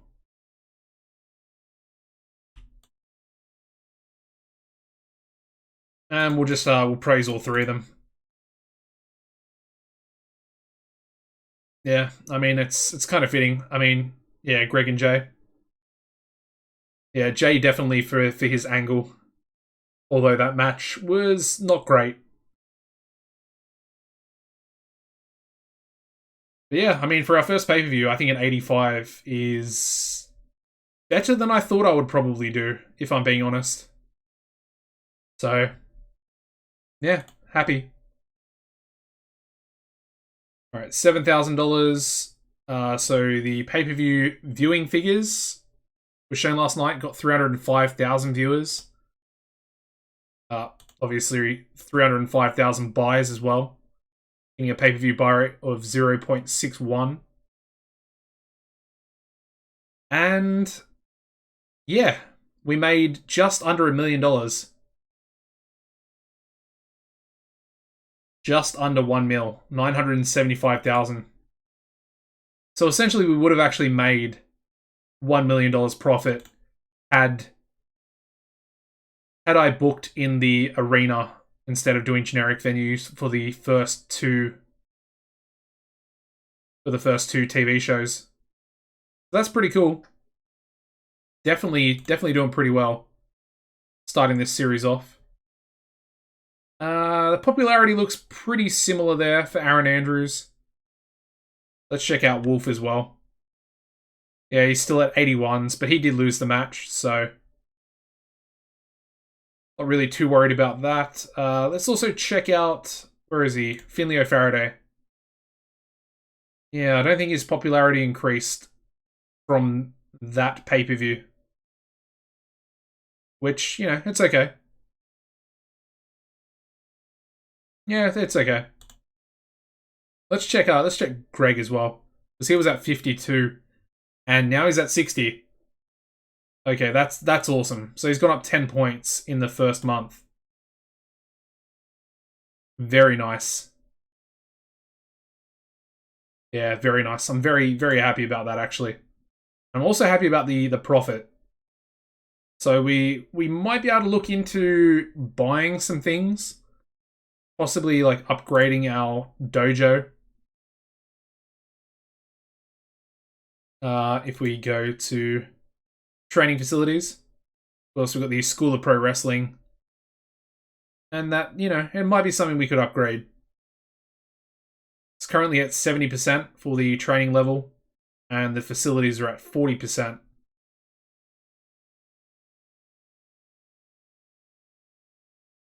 Okay. Oh, all right. Well, that is going to be the end of stream, guys. Thank you very much for tuning in. And also, thank you to everyone that followed the stream tonight. I'm tired. So let me just read you guys out. So we got Alex the Tall, who was the first person that followed me tonight. We then had Mike Bierman, Sam JH, we had Leon 1988, and Hayden B 69. So thank you guys for the follows. I appreciate it. Actually pretty close. We're at 48 followers, very close to 50, which will be pretty cool to hit fairly soon. Anyways, it's nearly 2 a.m, so I'm going to go to bed. Like I said, thank you for watching, and hopefully I'll see you guys in the next stream, or at least you'll be commenting on the YouTube channel in the future as well. Alright guys, take it easy, and goodbye.